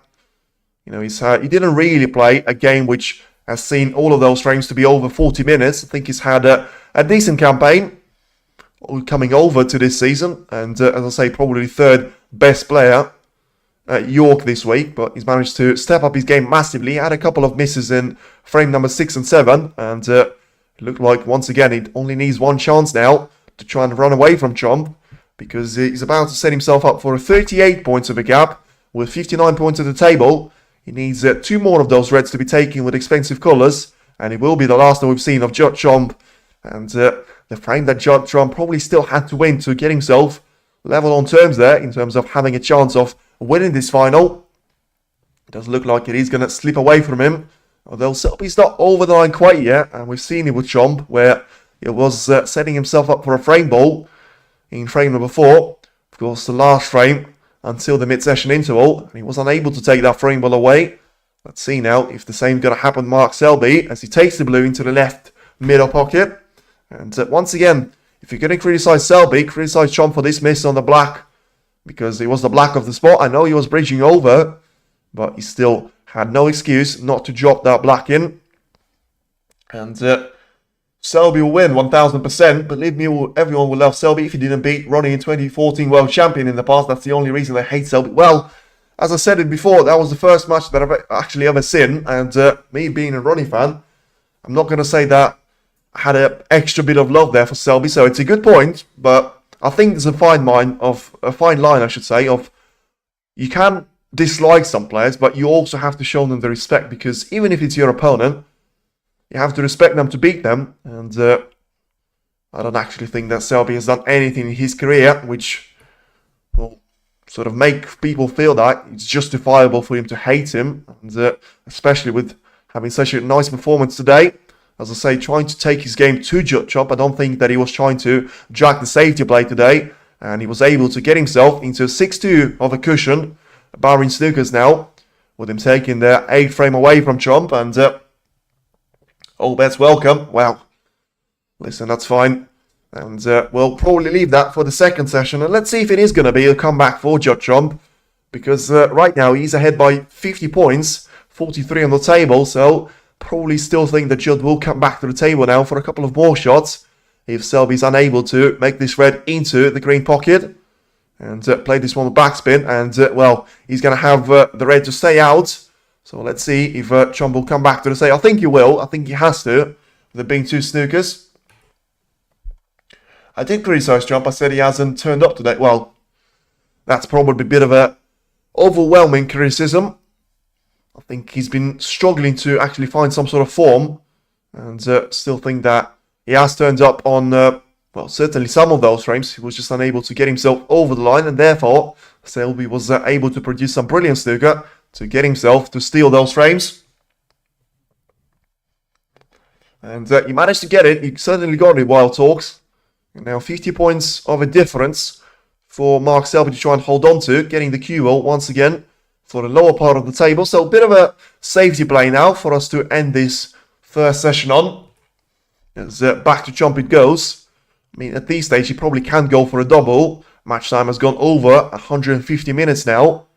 So Chump just trying to get this red. Well, I thought he was going to try and go for a double. In the end, he was looking to try and find a gap for the cue ball to be rolled in behind the black. And in the end, it's a nice little shot there by Chump. Of course, he's not out of the picture for the frame yet. But he will have a requirement for Selby to be making a couple of those mistakes there for him. Selby has a look towards the scoreboard, just checking to make sure he's going to need two snookers there for Chump. And apart from the pink, you have all of those colours possible. So I don't really think that it is going to be an issue for Chump to try and take it with two reds and two blacks combination. He won semi-final, quarter-final, but no. Well, I mean, I don't really think that's the way for you to become the world number one. And especially last season, where, of course, he didn't win a lot of tournaments, but he still managed to win Saudi Arabia Masters and UK Championship. And, well, tell me a player that has managed to win two tournaments this season. There isn't one. And Chump to be making into two ranking event finals and 3 tournaments overall this season. He's the best result of anyone on the tour as well, so that's not really the point for you to try and criticise him. You can try and say that he hasn't played his best snooker today, especially that shot that he's trying to play right now. Don't really understand what he was trying to do. Nearly got the green to be potted, got the blue out of position, and well, probably damaged his chances really for him to try and line a snooker up on Mark Selby. So I think Selby will be able to try and get this red on the way back, as he has the cue ball to bounce away from the ball cushion and onto the lower part of the table. I think he'll just try and make his way through those safety shots as long as he gets those reds in. I don't think you're going to have a mighty risk of Jump going for one of those reds to be taken away from the table. Try and play it with the black. And dear, who is your favourite player after Ronnie? And also give an authentic reason for that. Simple, Xiaozington. And I think you know the reason for it, but I'll explain after this shot now. I think Chomp is going to try and get this red into the right middle. He will. And nice little shot there for him. And this black to be taken into the right corner now by Chomp. So the reason why I've got Xiaozington as the favourite is because I really like the players that prove me wrong when I underestimate them. And that's exactly what I've done in the World Championship last season. And I was just waiting for him to be defeated by someone like Li Beifan, someone like Elias Lesser at the Judgment Day. And he still was competing as an amateur and was able to defeat all of them. The way that he plays the game, I mean, was certainly brilliant for me to watch. And in the end, I was, well, as I say, I always will be a Ronnie supporter. But when I haven't got Ronnie playing in the tournaments, which so far there are going to be plenty of, I am going to have Xiaozington to try and have my backing off. But it's a wonderful little shot there by Chump because he managed to get the red and black combination.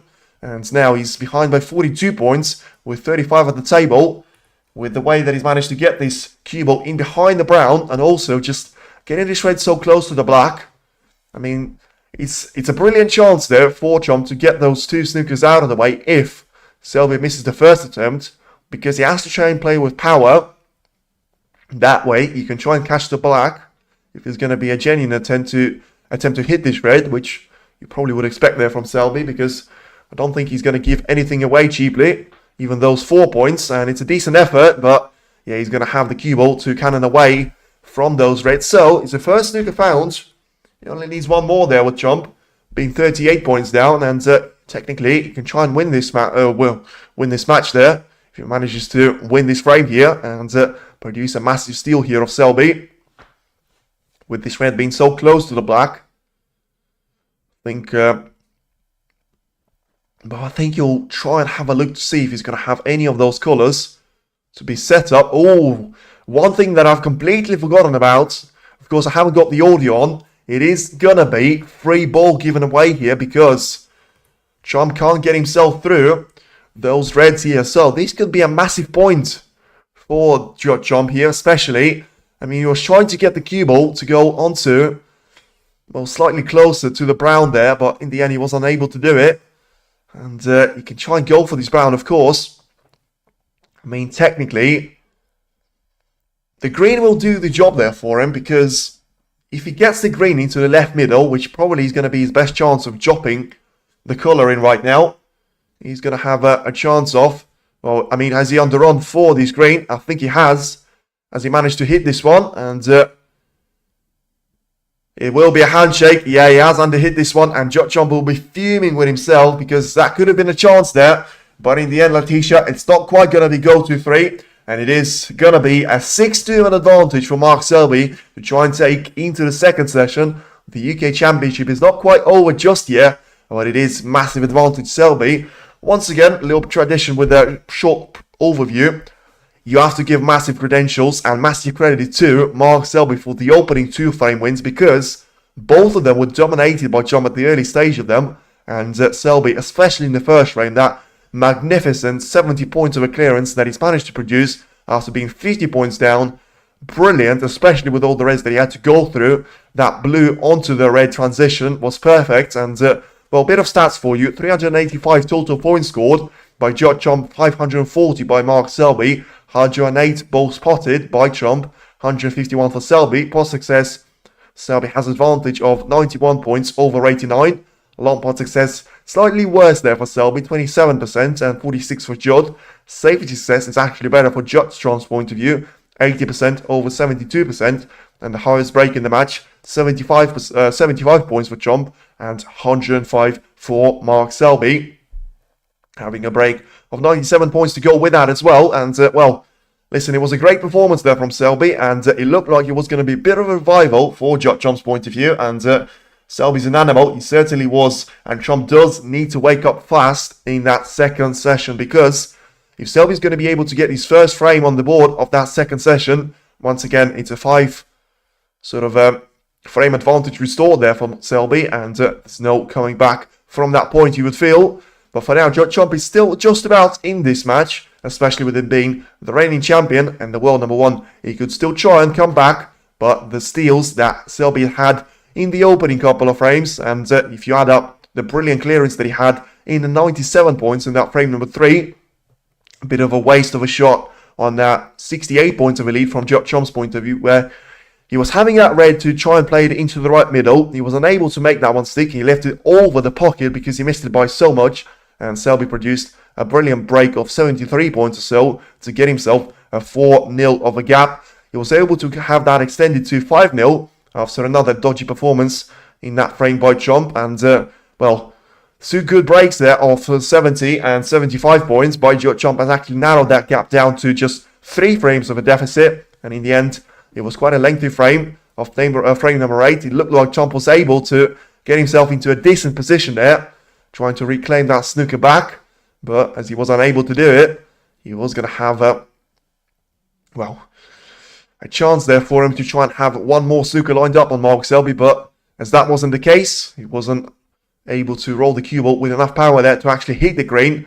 He had to lose that frame, and Mark Selby was able to re-establish himself as the player leading by 4 frames once again. And we'll be back to see if that tendency will continue, and it'll be more of a similar performance to the one that we've seen in the Champion of Champions. But for now then, thank you very much to every single one of you that has been here with us. Feel free to tune into the second session. It's going to be less than 3 hours away now. And on your way out, feel free to hit the like on the stream and subscribe to the channel. will be massively appreciated, and I'll wait for all of you to see you at the second session later on. It's still not over just yet in between Judd and Mark Selby to play it out for the UK Championship title in just a couple of hours' time. Speak to you soon. Take care.